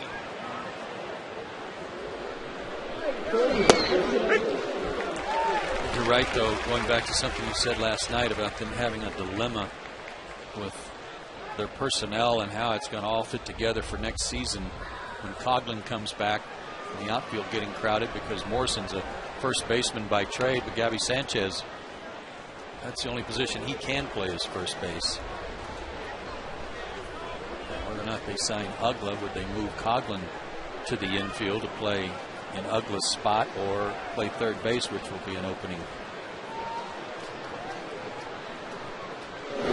I had heard from somebody down in Florida that one option is to try Coghlan at third base. Dan Uggla doesn't want to go over there. He's a second baseman. He's the veteran on this club, so you can understand that. But at least the Marlins will be dealing from a position of strength with regards to those young position players. They can reap a king's reward if they decide to move one of these kids.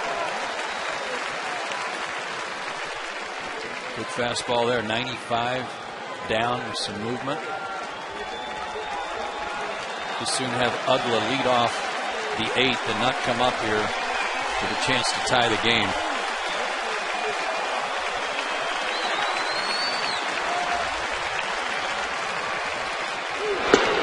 And that's exactly what will happen. Dunn strikes out Morrison, and we stretch in Atlanta. Braves still maintaining a 4-1 lead.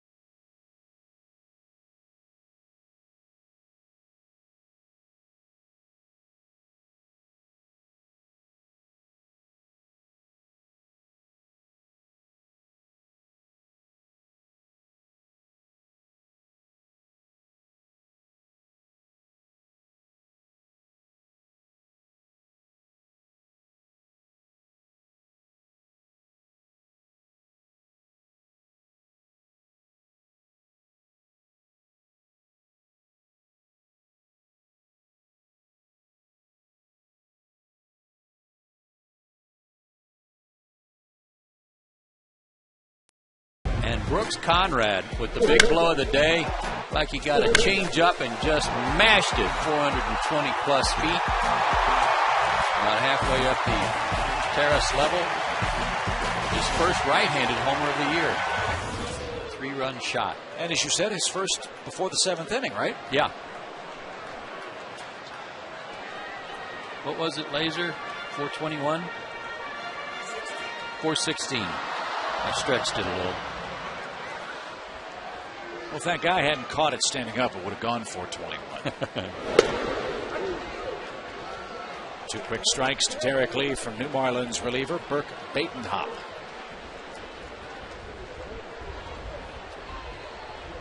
It's good that he's a pitcher. You'd hate to have a name like that if you're an infielder, you know? Yeah. Burke Batenhop. Tampa Bay's got a relief pitcher, Grant Balfour. See, that doesn't fit very good, does it?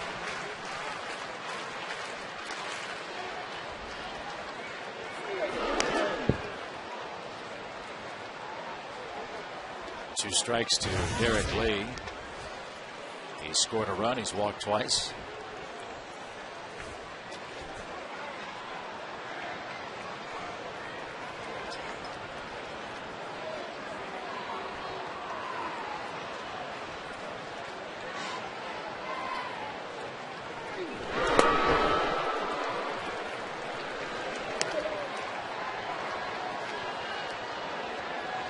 Mets in Milwaukee got a double dip to play today. They got rained out Monday. That Keith Hernandez is fired up about that. Yeah. Mets winning 7-6, and they go to the 8th in game 1.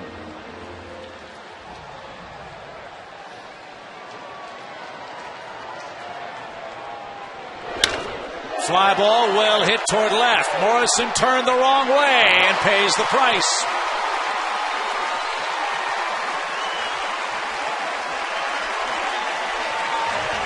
Braves are doubling the Marlins to death today.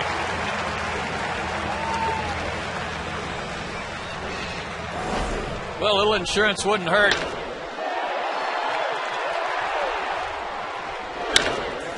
But Logan Morrison didn't know whether to turn left, right, or wind his watch. So he just decided to turn both ways and then chase it back right where he came from. And Nate McLeod is going to run for Derek Lee. And in fairness to Morrison, he's playing out of position. He's an infielder by trade. They stuck him out in left because they like his bat. And now Alex takes the ball low. 1 ball, no strikes.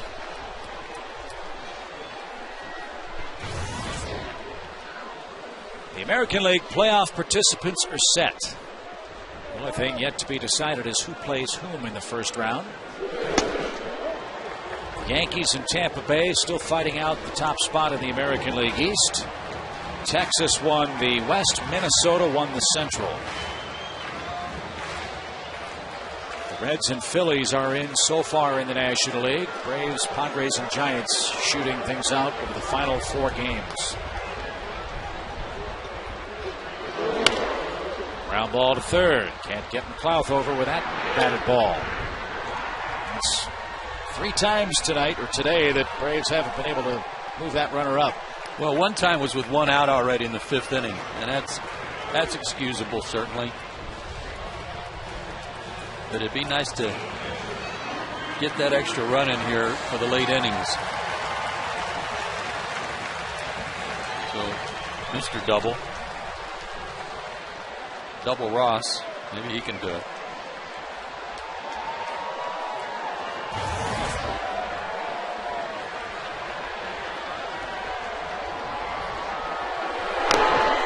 David tries to bunt.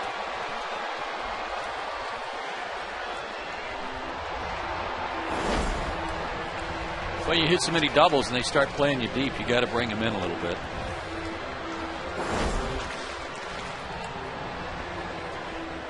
Most doubles in franchise history is 4. Held by several. The last to do it was Adam LaRoche back in 2004. Huh.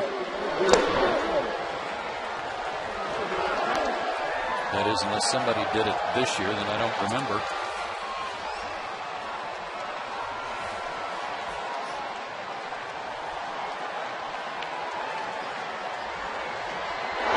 Yeah, 3's the high this year.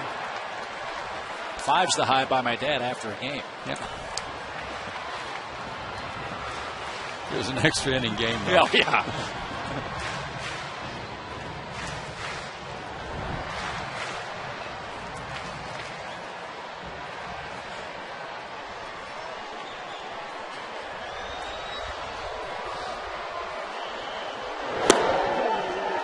Good patience, laid off a pretty good pitch.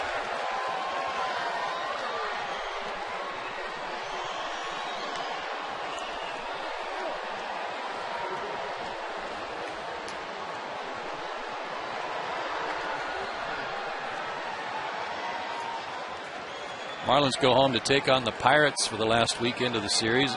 Fan Appreciation Week down there. They've got a lot of Bobby Cox memorabilia they're going to give away down there, apparently. Really? Yeah, they didn't give it to Bobby when he was down there, so I don't know what to do with it.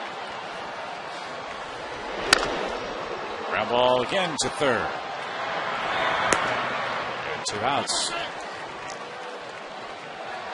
Our AT&T Universe trivia question was a tricky one today. My partner, who's been riding an unbelievable hot streak, hasn't even offered a guess yet. I'm going to go Mike Lum. Career pinch at home runs. I'll go with Biff Pokerova. Don't know why, just like saying Biff Pokerova.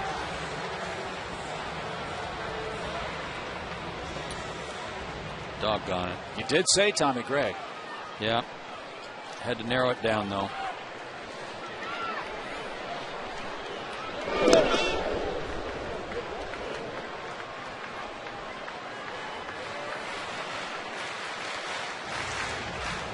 That's not good to see. No, and I wonder if he did it when he slipped coming out of the box on his last double, because by the time he got to second, he was doing a little stretching and moving around like he had wrenched something. And I think it's safe to say the Braves have used up their quota of big injuries here in September. That's enough.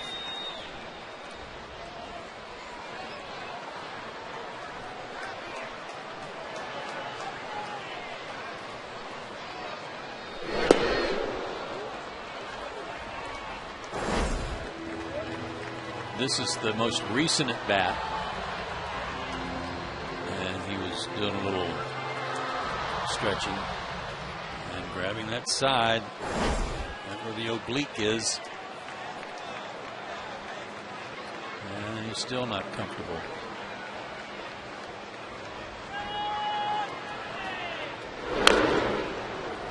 Two and two.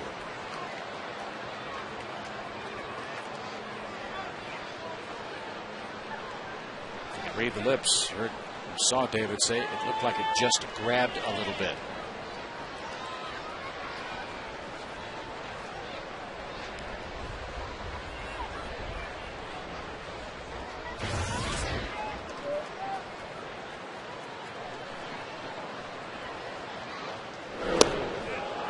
And hooks Conrad down on strikes. 7 in the books in Atlanta. Braves enjoy a 4-1 lead.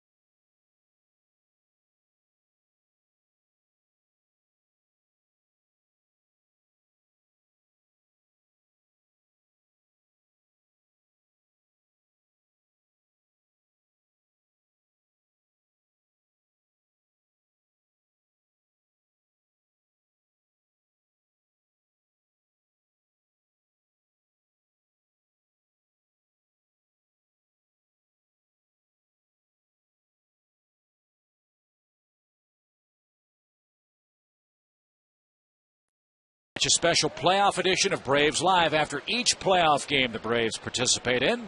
Fred, Ron, Brian, and Jerome will be there, of course, so no matter where you watch the Braves in the playoffs, after every game, switch to Fox Sports South for a special playoff edition of Braves Live. Dan Uggla lines to Rick Ankiel. 1 pitch, 1 out for Atlanta. Freddie Freeman checks in at first base. And the AT&T call to the bullpen features flame-throwing Craig Kimbrell. Nice to get Uggla out with 1 pitch. Hopefully won't have to face him again.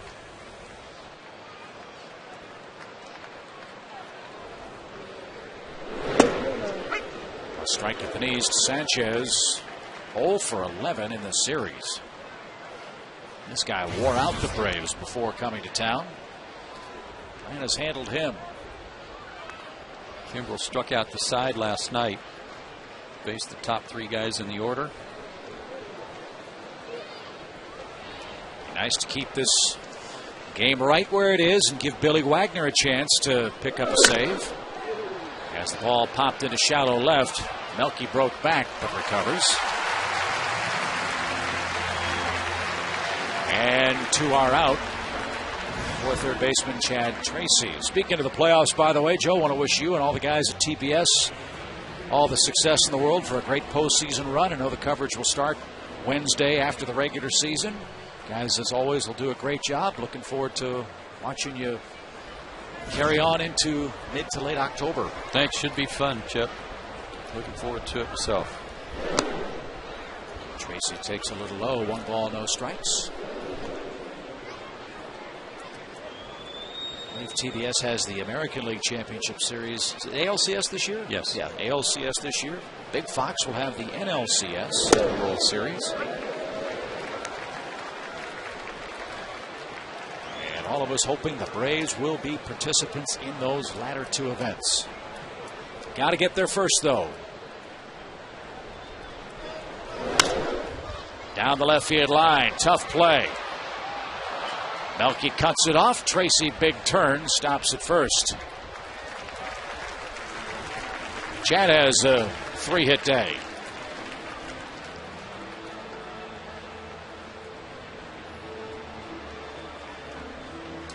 Again, you'd just soon have Stanton lead off an inning instead of having an opportunity to come up and do some damage. But at least he doesn't have a chance to tie the game.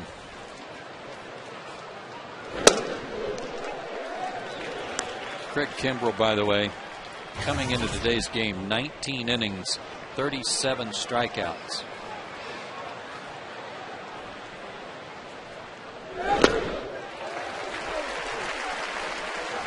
And these are the kinds of swings we saw the Braves pitchers induce from Stanton most of the season up until this series. Yeah, it was like he didn't pick up the spin on any breaking ball at all. And that's why I said in the beginning of the series, you could spin anything up there and he was going to chase it. He hasn't done that in this series so far.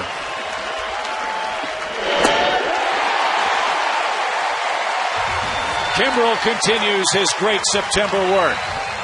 Braves lead into the bottom of the 8th inning. Still a 4-1 score.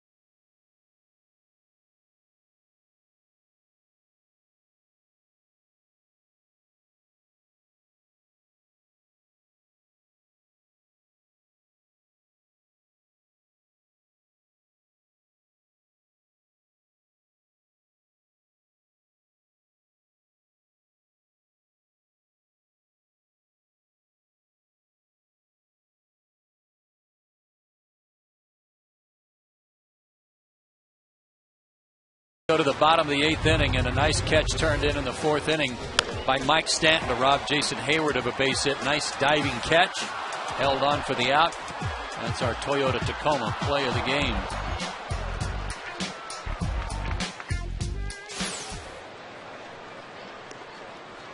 Now Melky Cabrera leads off the 8th inning against former Brave reliever Will Oman.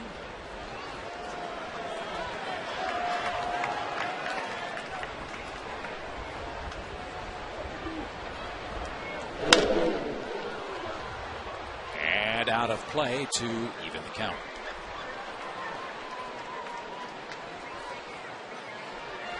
Another good crowd today in Atlanta. Odd start time in the late afternoon. The announced attendance 36,390.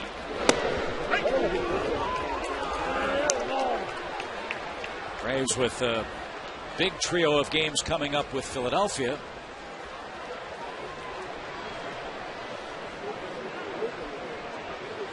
Now an outside shot at drawing $2.5 million this year at Turner Field.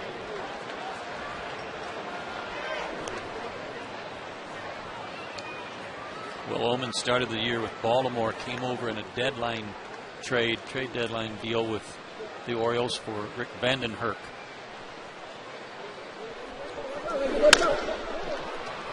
Ogla at second. 1 out.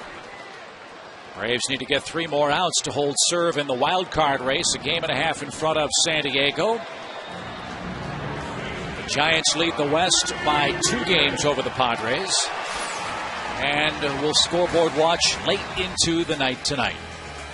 Lincecum against Kennedy. You got to like the Giants' chances there. He's really turned his season around this month, pitching real well. And the Padres really scuffling to score runs. But that's been something. That ball's walloped to right by Freddie. Off the fence.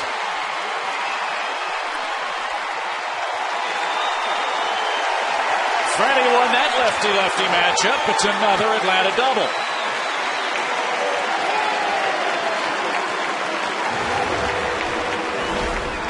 Just missed hitting it out of here. Low fastball, inner third. Not a whole lot unlike the pitch that he hit out for a home run off Roy Halladay. Mike Stanton made a real nice play on this off the wall, made a strong throw in, but was not going to get Freddie on that.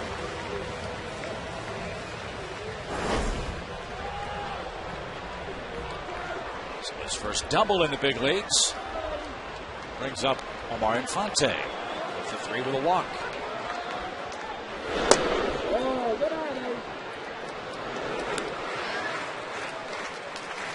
Billy Wagner is up in the Atlanta bullpen.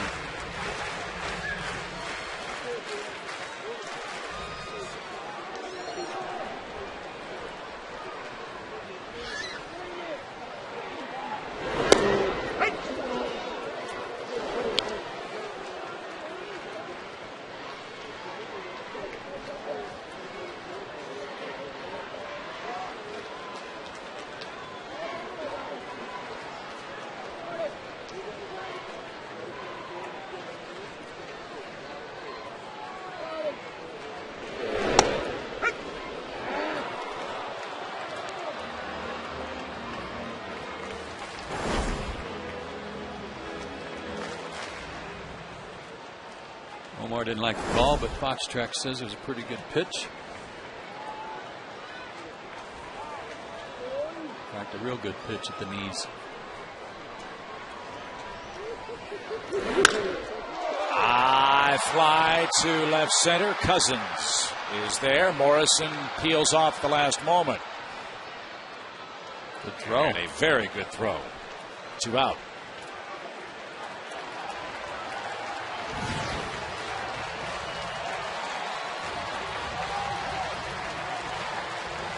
Jason Hayward 0 for 3 with a walk.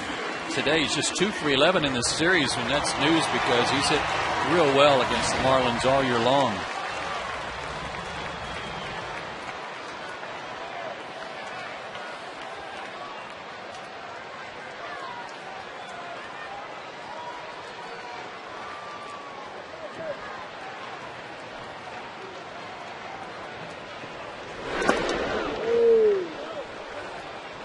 Needs to get it cranked up, though.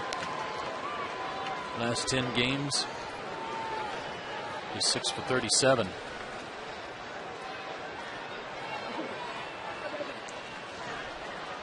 And 0 for 3 today with a walk.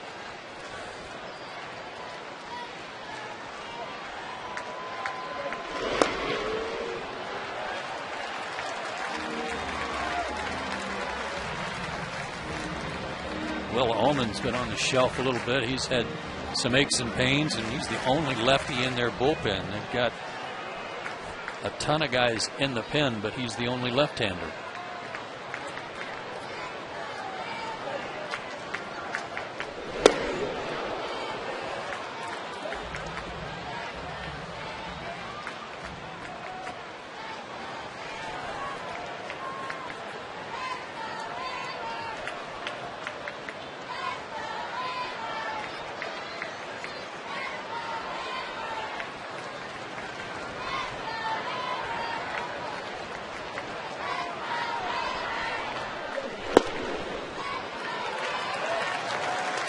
He pitched him backwards 2-0. Chip, he threw him a breaking ball. He might do the same thing here. First base open and another lefty on deck from Ricky and Keel. Jason has the luxury of looking for a breaking ball here if he wants.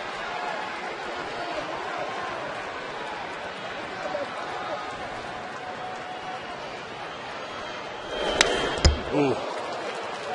Threw him a fastball, and he was looking for a fastball and was on it.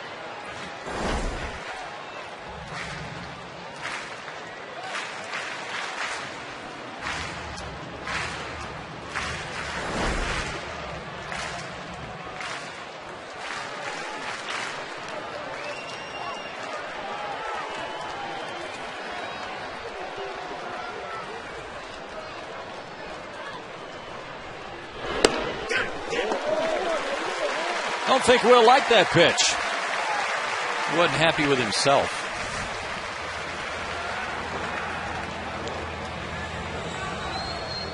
Keeps the inning alive now for Ankiel.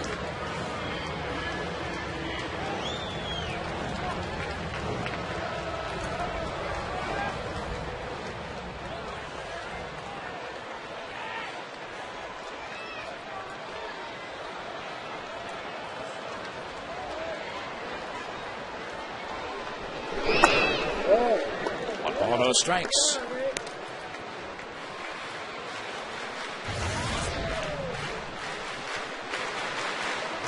Troy Gloss has grabbed the bat. He waits on deck.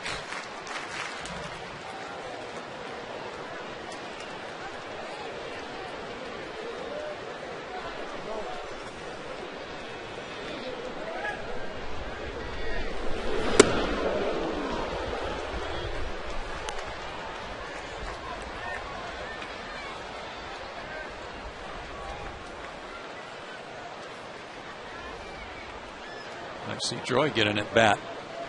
It's been a few days since he's hit, and that would mean that Rick reached. Maybe drove in a run.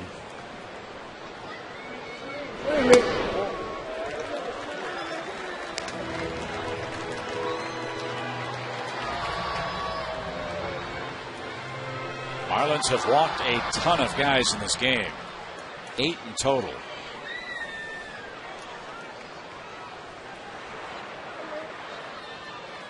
Ankiel ahead in the count.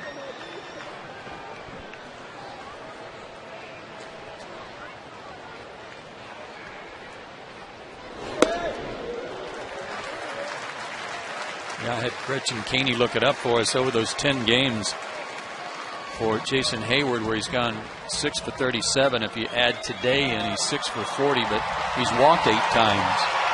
He's still getting on base in games where he doesn't get hits.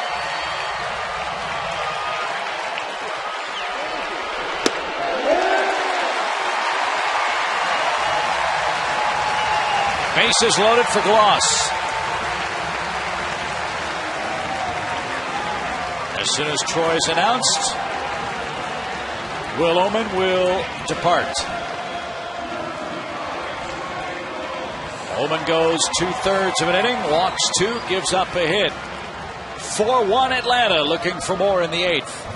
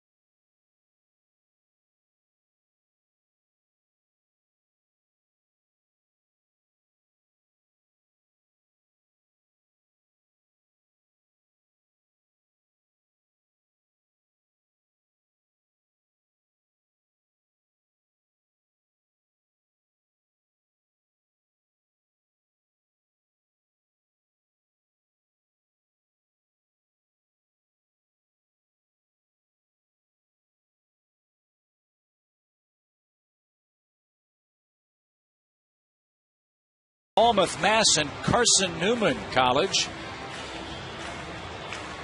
Those were his AA numbers. And he won't be facing Troy Gloss. He'll be facing Eric Hinsky. Their AA club won the Southern League for the 2nd straight year. So a bunch of these guys they've called up came from Jacksonville.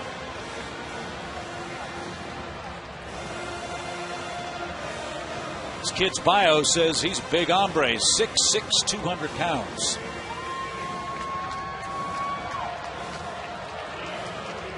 Pitched 2 scoreless innings September 26th against Milwaukee. Gets into the hand for Eric Hinsky.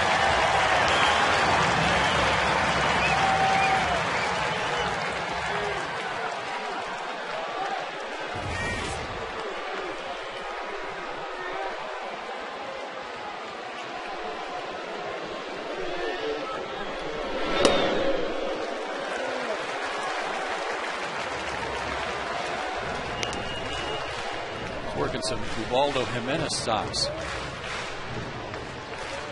Like it.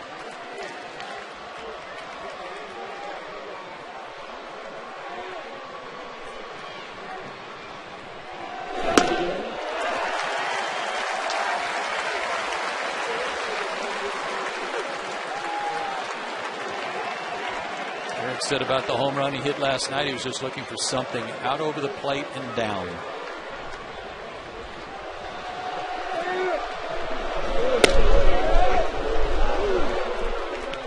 Was in a good spot. 2 balls and a strike.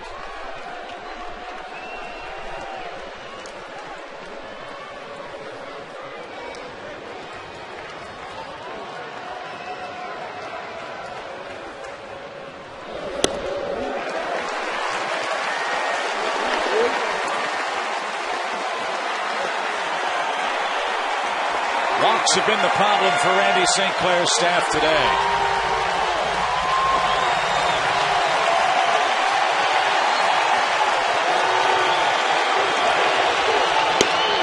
There's another one. 5-1 Atlanta.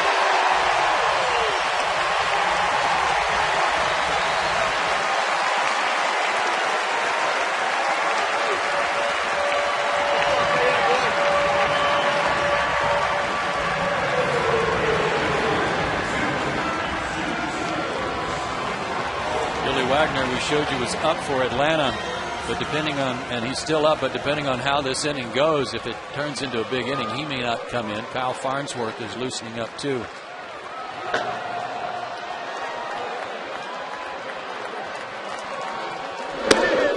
Gonzalez would like to snap out of an 0 for 15. Rays have earned 10 walks from Marlins pitchers in this game. 5 runs on 7 Atlanta hits. Brooks Conrad a 3-run homer in the third. David Ross an RBI double. One of 3 doubles David had at the plate today.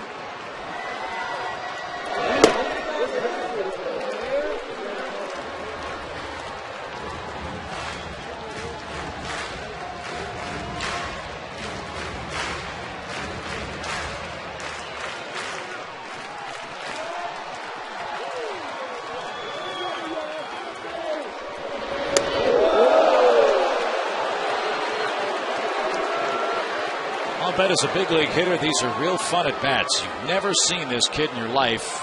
No idea what he can do, and you've got to adjust. Yeah, but you're up there with the bases loaded. So you know he's got to throw you a strike that he's going to try to, and you just got to be patient enough to wait for a good one. And there it was.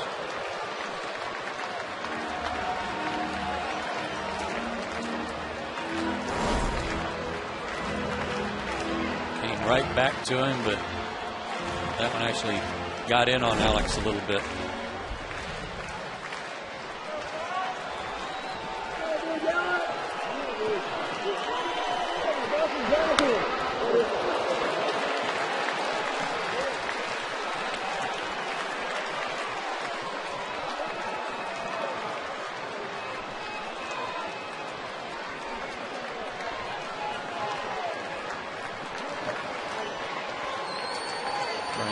Getting ready in case Gonzalez reaches. And he won't.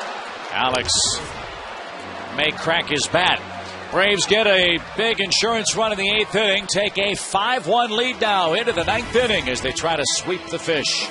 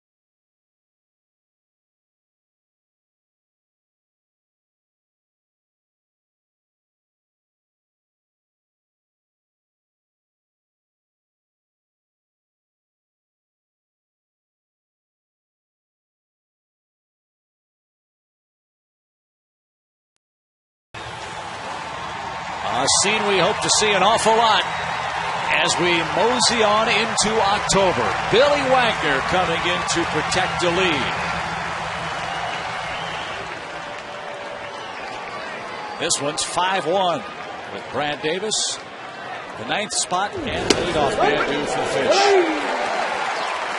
Well, great work out of the bullpen. The AT&T calls have been answered to near perfection.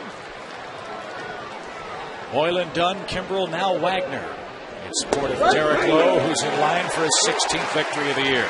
Not a save situation now for Billy, but he's been very sharp in this series. A 1-2-3 inning in the 9th on Monday, struck out 2, Struck out the side last night, gave up a walk. Brooks at third. Freddie Freeman, a good stretch.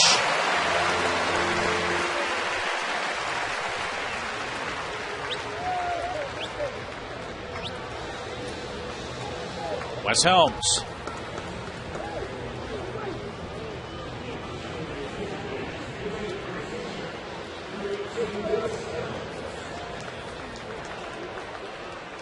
Billy Wagner 3 saves away from tying John Franco. As Joe said, this is not a save situation. Maybe he can go 3 for 3 against the Phillies. But Billy would be the first to tell you he could care less about an individual record. He wants what's best for this team.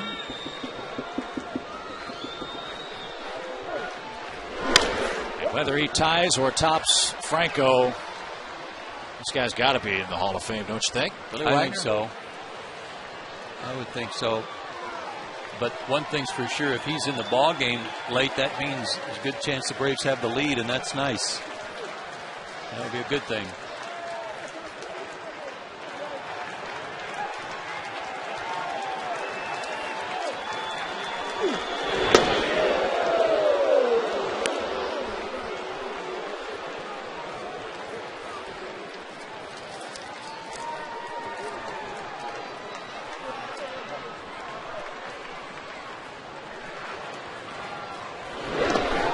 Helms swung at a bad ball. One more out to get, and then the pressure's on the Padres.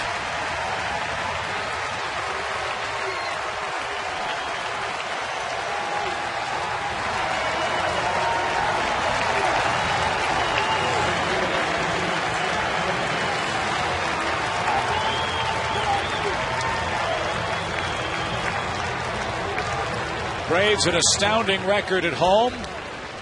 54 wins, 23 losses.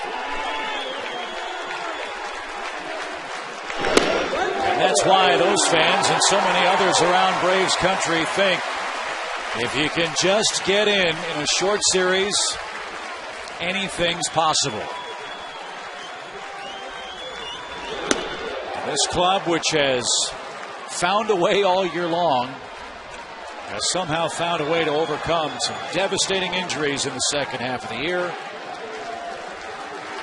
and are closing in on their first playoff trip since 2005. Braves were only 3 for 15 with runners in scoring position today.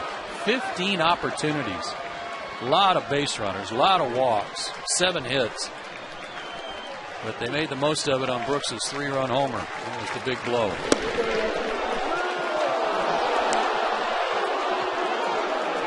Pretty good pitch. 3-1 to Cousins. This guy's had a pretty good series, too.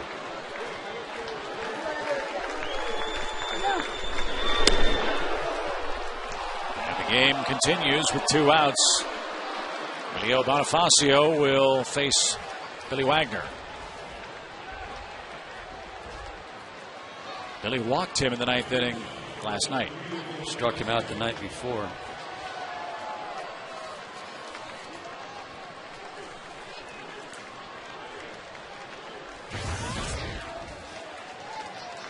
Good chance he'll be taking on the first pitch. He's trying to figure out a way to get on base. And he was.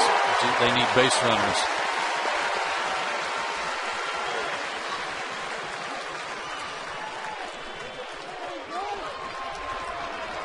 This will be the last time we see Edwin Rodriguez opposing the Braves as the Marlins manager. No.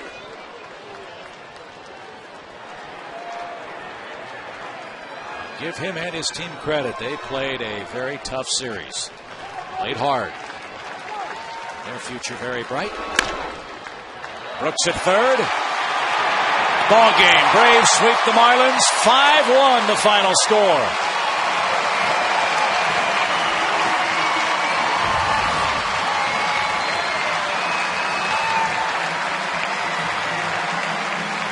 There's your wild card standings up to date. Braves now by 2 games over the Padres. San Diego plays tonight. They play tomorrow. The Braves off. Then the final weekend. San Diego in San Francisco. The Braves host the Phillies. And for the second straight ball game, Joe, a Braves starter on short rest was dazzling. It's outstanding to know when a guy like Derek Lowe or even Tim Hudson last night, they don't have to do that again. They'll be on regular rest if they pitch again against the Phillies. So a wonderful game by Derek. He's our Home Depot player of the game as he wins his 16th game of the year, and he is now 5-0 in the month of September. He gave up only 1 run, struck out 9. So Derek Lowe is now 16-12. The Braves at long last beat Andrew Miller of the Marlins. His record falls to 1-5. A 2-hour and 52-minute extravaganza and 36,390 the paid attendance at Turner Field in Atlanta. So a very happy series. Braves sweep away the Fighting Fish. And now we'll turn our attention to the Philadelphia Phillies, who are playing the Washington Nationals as we speak. They'll make their way down to Atlanta. And as Joe said, we won't see Halladay. We won't see Oswalt. We'll see Cole Hamels very briefly. Phillies have already clinched a playoff spot. Braves move a step closer with their win over Florida this afternoon. So 5-1 is the final score. We will be back to Turner Field to recap it for you in just a moment.